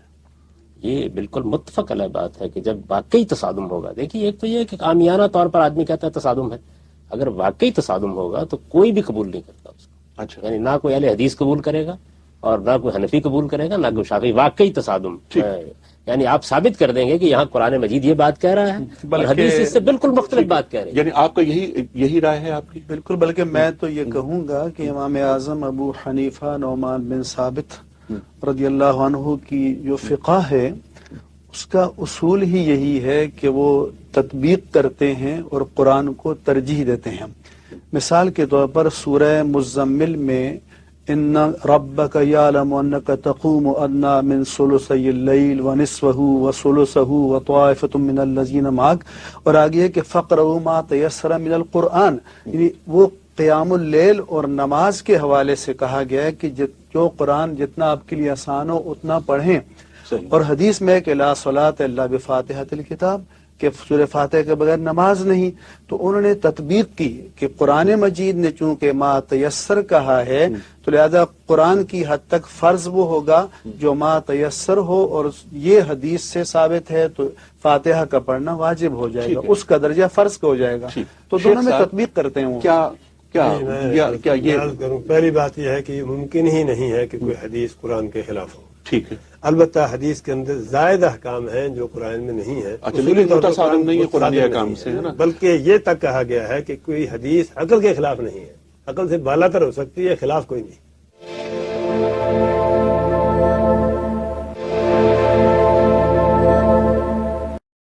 اچھا، اب یہ بات جیسے اب طلاق کے مسائل ہیں اور دیگر مسائل ہیں، کیا وہ قرآنی احکامات سے آگے نہیں نکل جاتے؟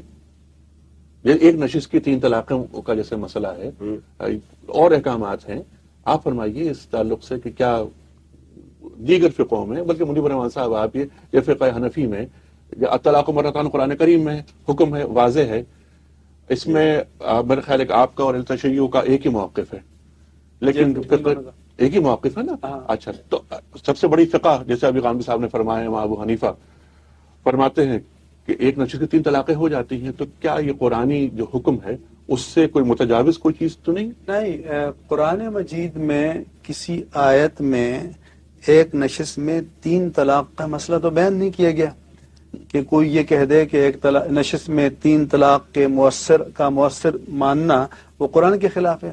قرآن نے تو یہ کہا ہے کہ الطلاق مرتان، کہ وہ طلاقیں جن کے بعد رجوع کی گنجائش ہے وہ زیادہ سے زیادہ 2 ہیں، کہ ایک دے دی ہے آپ رجوع کر سکتے ہیں، پھر آپ نے دوسری دے دی ہے رجوع کر سکتے ہیں، یا ایک ساتھ 2 دے دی ہے رجوع کر سکتے ہیں. فَإِن طَلَّقَهَا بَعْدُ، اس کے بعد اگر آپ نے تیسری دے دی تو اب رجوع کی گنجائش نہیں ہے. آپ اس بات سے اتفاق کرتے ہیں غامدی صاحب؟ یعنی یہ دیکھیے نا، قرآن مجید میں ایک قانون بیان کیا گیا، قرآن و حدیث میں ایک قانون بیان کیا گیا. اب اس قانون کی خلاف ورزی ایک آدمی نے کر دی، سب مانتے ہیں کہ یہ خلاف ورزی ہوئی ہے. یعنی جب ایک آدمی 3 طلاق ایک مجلس میں دیتا ہے تو اس میں کوئی اختلاف نہیں ہے کہ اس نے قرآن و حدیث کے احکام کی خلاف ورزی کر دی ہے، خلاف ورزی ہو گئی ہے. اس سے کیسے نمٹا جائے؟ یعنی اب اس خلاف ورزی کے بعد اس کی طلاق کو مؤثر مانا جائے، اس کو غیر مؤثر مانا جائے، اسے 1 مانا جائے، اسے 3 مانا جائے، یہ اصل میں اجتہادی اختلاف ہے. پہلے تو آپ اس کی نوعیت سمجھ لیں، یہ تصادم کا مسئلہ نہیں، اجتہادی اختلاف ہے. اس میں 2 رائے ہو سکتی ہیں، ایک رائے مولانا کی ہے، ہماری رائے سے مختلف ہے، ہم اپنی رائے کے دلائل رکھتے ہیں، دے سکتے ہیں.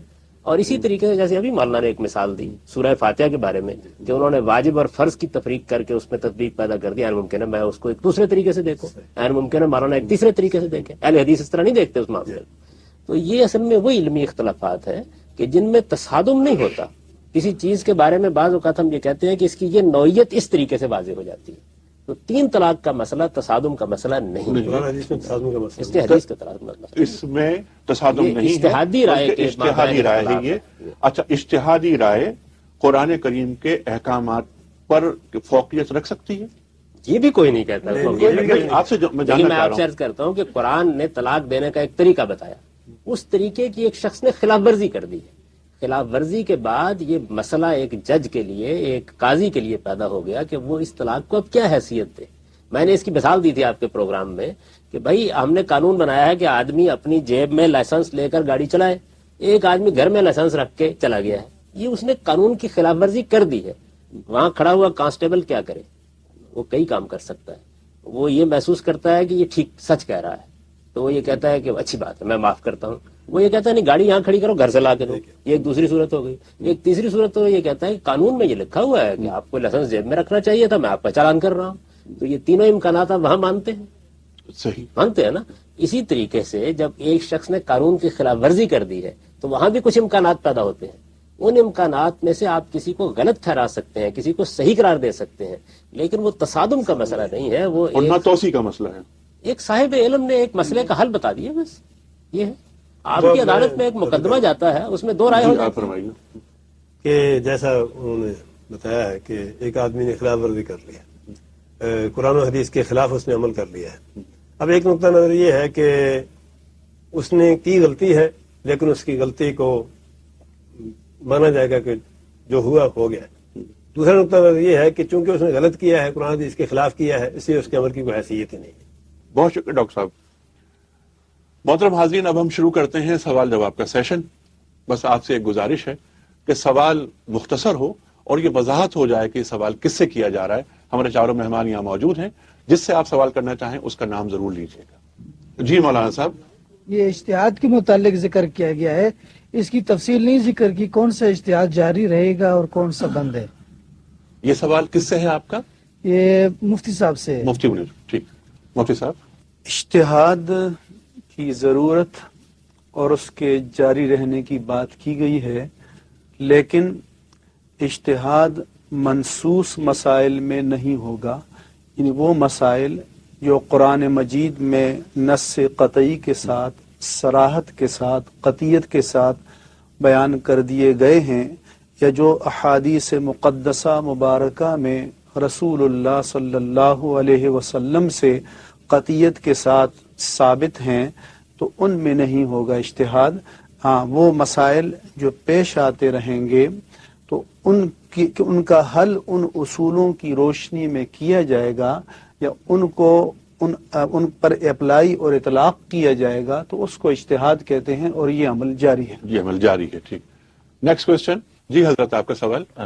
مفتی صاحب سے میرا یہ سوال ہے کہ جیسے دوران گفتگو معصومین کا ذکر ہوا تھا، کہیں شریعت سے یا احادیث سے ان معصومین کی تعداد کہیں مقرر ہے اور ان کی شرعی حیثیت کیا ہے؟ یہ سوال آپ کا کس سے ہے؟ جناب مفتی صاحب سے. عصمت ائمہ کا مسئلہ جو ہے وہ اثنا عشری اہل تشیع کا ہے. اہل سنت و جماعت کے نزدیک رسول اللہ صلی اللہ علیہ وسلم معصوم ہیں، اور معصوم کے معنی یہ ہوتے ہیں کہ جن سے غلطی اور گناہ کا صدور محال ہو، اس کا تصور بھی نہیں کیا جا سکتا. آپ کے علاوہ امت میں کوئی اور معصوم نہیں ہے. یہ الگ بات ہے کہ اللہ تبارک و تعالی اپنے تقرب کی بنا پر ان کو معصیتوں سے محفوظ فرمائے، لیکن معصوم نہیں ہے. اس لیے ہم ائمہ یا خلفاء کی معصومیت کے قائل نہیں ہیں. جی قبلہ، آپ کا سوال. سوال یہ ہے صاحب کہ محترمین نے فرمایا کہ رسول اللہ صلی اللہ علیہ وسلم کی ازواج مطہرات مومنین کی مائیں ہیں، امہات المومنین ہیں. کیا زید بن حارث کی بھی زینب رضی اللہ تعالیٰ ماں لگتی ہے، یا اسے ماں تصور کر سکتا ہے؟ ٹھیک. یہ سوال آپ کا کس سے ہے؟ سب سے. مفتی صاحب، آپ اس کا جواب اگر آپ کے سوال کا جواب یہ ہے کہ ان کی بھی ماں ہیں، کیونکہ قرآن مجید میں اللہ تعالیٰ نے فرمایا ہے کہ وَأَزْوَاجُهُ أُمَّهَاتُهُمْ، کہ نبی کی بیویاں مومنوں کی مائیں ہیں. لیکن یہ نسبی ماں نہیں ہیں، یہ روحانی ماں ہیں. اور اس نسبت کے اعتبار سے ماں یہ بین ہی ایسا ہے کہ جیسے آپ کی بیوی آپ کہہ سکتے ہیں کہ میری دینی بہن ہے، آپ کی بیٹی ہے نسبی، آپ کہہ سکتے ہیں کہ میری دینی بہن ہے، لیکن یہ کہنے سے آپ کا جو تعلق ہے اس حرمت کا، یا آپ کا جو تعلق دوسرا ہے، وہ تعلق باطل نہیں ہو جائے گا. بہن ہی اسی طرح سے حضرت زینب بنت جحش رضی اللہ تعالی عنہا زید بن حارثہ کی بھی روحانی ماں ہیں، اور اس روحانی ماں کہنے کے حوالے سے جو باقی تعلقات ہیں وہ متاثر نہیں ہوتے. جیسے حضرت عائشہ صدیقہ رضی اللہ عنہا حضرت صدیق اکبر کی نسبی بیٹی ہیں اور روحانی ماں ہیں، دونوں کی جہتیں اور حیثیتیں الگ ہیں. جی ڈاکٹر صاحب، آپ کچھ فرمانا چاہ رہے ہیں؟ ڈاکٹر صاحب کی بات پر اضافہ جو ان کو شبہ ہو رہا ہے، حضرت زید کے بعد، ان کی طلاق کے بعد نبی علیہ السلام نے جب حضرت زینب سے نکاح کیا ہے، اس وقت ان کو یہ درجہ حاصل ہوا ان کے لیے. بہتر.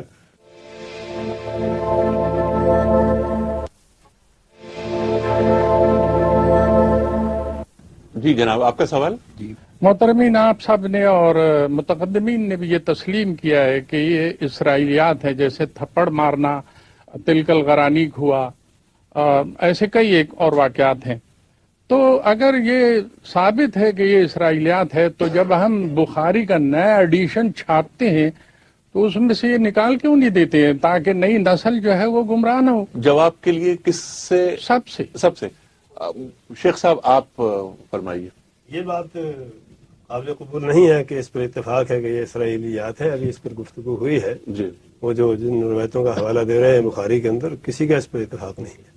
ठीक, नहीं तो क्या अगर इस किसी इनकी एक बात रवायत मान पर ली भी, जाए, किसी एक रवायत पर भी इत्तेफाक नहीं है, सही है इनकी, कि वो नाकाबिल एतबार है। इसको इसराइली नहीं कहा गया है, क्योंकि इसको कहा गया है कि ये रिवायत कुरान के मुकाबले में काबिल कबूल, काबिल इस्तिदलाल और हुज्जत नहीं है। और अब आपका ये कहना कि उसको बुखारी से निकाल क्यों नहीं दिया जाता, तो जो किसी की किताब होती है, जमा करता है या तसनीफ करता है, बाद में आने वाले का ये काम नहीं होता कि उसमें से किसी चीज को निकाले या दाखिल करे। बाद में आने वाला उस पर तबसरा करेगा, जरह तादील करेगा, ये कह सकता है कि ये काबिल कबूल है, ये हुज्जत है, ये सही है, ये सही नहीं है। तो किताब तो अच्छा, तो किताब निकाल नहीं सकता, लेकिन अच्छा सिवाय मुकर्ररात के बुखारी में कुछ भी बाकी नहीं कुछ भी बाकी नहीं। अगर हर आदमी अपने ज़ौक़ के लिहाज से निकालने लग गया, जिम्मेदारी को मुनाफी है, तो अपनी किताब लिखे। कोई भी चीज बाकी है। बिल्कुल ठीक है। अगला सवाल लेते हैं। मेरा सवाल जावेद गामदी साहब से है। वो ये फरमाएं कि हदीस को जांचने के मेयारात क्या हैं। यहाँ महसूस ये हो रहा है कि सिर्फ रिवायतन हदीस को जांचा जाएगा कि अगर रावी ठीक है तो हदीस ठीक है। पिछले जमाने में हदीस को जांचने के क्या मेयारात थे? ये बात बड़ी तफसील के साथ ज़ेर बहस आई है कि हदीस में एक चीज सनद है और एक उसका मतन है। सनद को जांचने के लिए जो मेयारात कायम किए गए हैं वो मौलाना ने बयान कर दिए थे। यानी रावी का अदल व ज़ब्त देखा जाएगा, ये देखा जाएगा कि उसकी सीरत और किरदार क्या है, ये देखा जाएगा कि उसकी सनद मुत्तसिल है या नहीं, दरमियान में कोई इनक़ता है या नहीं। 5 उसके मेयारात हैं। इसी तरह ये बात भी बड़ी तफसील से ज़ेर बहस आई है कि रवायत के बारे में ये तमाम मुहद्दिसीन मानते हैं इस बात को। ये देखा जाएगा कि वो इल्म व अकल के मुसल्लमात के खिलाफ तो नहीं है, वो कुरान और सुन्नत के खिलाफ तो नहीं है। ये बयान हुआ है यहाँ पे। अलबत्ता ये बात मुख्तलिफ हो सकती है कि एक आदमी ये कहता है कि मेरे नजदीक ये इसके खिलाफ है, दूसरा मुहक्किक कहता है कि मेरे नजदीक उसके खिलाफ नहीं है। बिल्कुल ठीक। ये मेयारात सब ने बयान किए हैं। जो मशहूर किताब है अल किफाया खतीब बगदादी की, जो जिसको कहा जाता है कुल्लु नयारुन रहे, सारा इल्म उस पर मबनी है, उसमें बड़ी वजाहत के साथ ये मेयार बयान हुआ है। यानी उसमें बयान किया गया है ये बात कि कोई खबर वाहिद भी कबूल नहीं की जाएगी फी मुनाफात हुक्म अक्ल, फी मुनाफात हुक्म कुरान, फी मुनाफात हुक्म सुन्ना।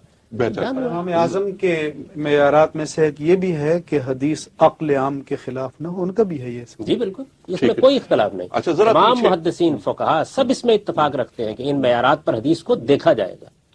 जी जनाब, आपका सवाल। जी, मेरा सवाल डॉक्टर रशीद अजहर साहब से है। डॉक्टर साहब, बुखारी शरीफ की हदीस के मुताबिक नबी पाक सल्लल्लाहु अलैहि वसल्लम ने फरमाया कि आग का अजाब सिर्फ अल्लाह ताला दे सकते हैं। और एक दूसरी बहुत मशहूर हदीस है, नबी पाक सल्लल्लाहु अलैहि वसल्लम ने फरमाया, जो लोग घरों में नमाज अदा करते हैं, अगर उनके बच्चों का मुझे लिहाज न हो तो उनके घरों को आग लगा दूं। मैं ये जानना चाहता हूं कि क्या किसी एक हदीस से हम सुन्नत की असल रूह तक पहुंच सकते हैं? जी डॉक्टर साहब, सवाल आपसे किया गया। ये कोई तारुफ की बात नहीं है। नबी अलैहिस्सलाम ने तहदीद के लिए कहा है। अगर मुझे, इसका मतलब ये है कि अगर मुझे इख्तियार होता जलाने का तो मैं जला देता। तो ये मतलब ये है, वाज़ेह मतलब ये है कि मुझे इख्तियार नहीं है, इसलिए आपने इस पर अमल नहीं किया। अच्छा डॉक्टर साहब, एक बात और, वो मेरा सवाल आपसे ये है कि ये हर नमाज के लिए या सिर्फ जुमे की नमाज के लिए ये बात? हर नमाज के लिए, हर नमाज जमात के लिए, जमात के लिए। ठीक जी, अगला सवाल। हम यहाँ इख्तियार की बात नहीं कर रहे। हदीस में बहुत सी ऐसी चीजें आती हैं और ये आम मुहावरा है कि बाज़ औक़ात किसी चीज की शिद्दत को बयान करने के लिए इंतहाई हद बयान कर दी जाती है। तो ये मतलब नहीं है कि मैं जाकर आग लगा दूंगा। मतलब ये है कि जमात को बगैर उज़्र के तर्क करना इतना कबीह और इतना शदीद फेल है, इससे उम्मत को इज्तिनाब करना चाहिए। ठीक है, वो इंटेंसिटी बताई गई है। जी, आखिरी सवाल है ये। जनाब मौलाना साहब, आपका सवाल। आप उलमाए कराम के नज़दीक दीन में हदीस का मकाम वाज़ेह है, तो आजकल कुछ गुरोह इस्लाम कुरान पर क्यों जोर देते हैं कि सिर्फ कुरान से ये साबित होता है या कुरान से ये साबित होता है? حدیث سے کیوں نہیں استدلال کرتے؟ جی غامدی صاحب. بات یہ ہے کہ یہ امت 1 ارب کی تعداد میں ہے، اس میں بہت سے لوگ پیدا ہوتے رہتے ہیں اور غلط باتیں بھی کرتے رہتے ہیں، لیکن جہاں تک جلیل القدر اہل علم کا تعلق ہے ان میں سے کوئی بھی یہ بات نہیں کہتا. یعنی آپ جتنے بھی بڑے بڑے علماء کے نام لے سکتے ہیں، لے لیجئے، ان میں سے کوئی یہ بات نہیں کہتا. 1 ارب کی تعداد میں مسلمان ہیں، ان میں سے کوئی آدمی 2 لفظ پڑھتا ہے، بعض اوقات لوگوں کے سامنے کوئی دین کی بات بیان کرنا شروع کر دیتا ہے. ایسے لوگوں کی بات کبھی بھی وزن نہیں رکھتی. تو آپ اس معاملے میں مطمئن رہیں، لوگ اب بھی جلیل القدر اہل علم کی طرف رجوع کرتے ہیں، انہی کی بات کو وزن دیتے ہیں، اور ان میں سے کوئی بھی یہ رائے نہیں رکھتا کہ ہم حدیث سے بے نیاز ہو سکتے ہیں. وہ ہمارے پیغمبر کا اسوہ حسنہ ہے، وہ رسالت مآب صلی اللہ علیہ وسلم کی شرح و تبیین ہے، وہ حضور صلی اللہ علیہ وسلم کی سیرت و سوانح ہے. میں جس پیغمبر کو مانتا ہوں اس سے کیسے بے نیاز ہو سکتا ہوں؟ قرآن مجید اللہ کی کتاب ہے ہمارے سر آنکھوں کے اوپر، اور حدیث میں ہمیں ہمارا پیغمبر نظر آتا ہے. تو اس وجہ سے ہم مسلمان اس کو پڑھیں گے، پڑھائیں گے، اس سے ہدایت اور روشنی حاصل کریں گے. یہی سب کا نقطہ نظر ہے. جو لوگ اس سے ہٹ کے کوئی بات کہتے ہیں وہ متشددانہ باتیں ہوتی ہیں. بہت سے لوگ ایسے بھی ہیں جو یہ کہتے ہیں کہ قرآن کیا چیز ہے، ہم صرف حدیث کو پکڑ لیں گے. تو یہ بھی ایک غلط بات ہے. ایسے ہی بہت سے لوگ اس سے مختلف بات کہتے ہیں.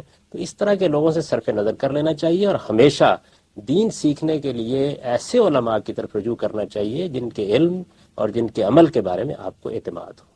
بہت شکریہ جاوید غامدی صاحب. خواتین و حضرات، دین میں حدیث کا کیا مقام ہے؟ پچھلے 2 ہفتے ہم نے اس موضوع پہ بات کی. آج تیسرا پروگرام ہم نے اس موضوع پر پیش کیا.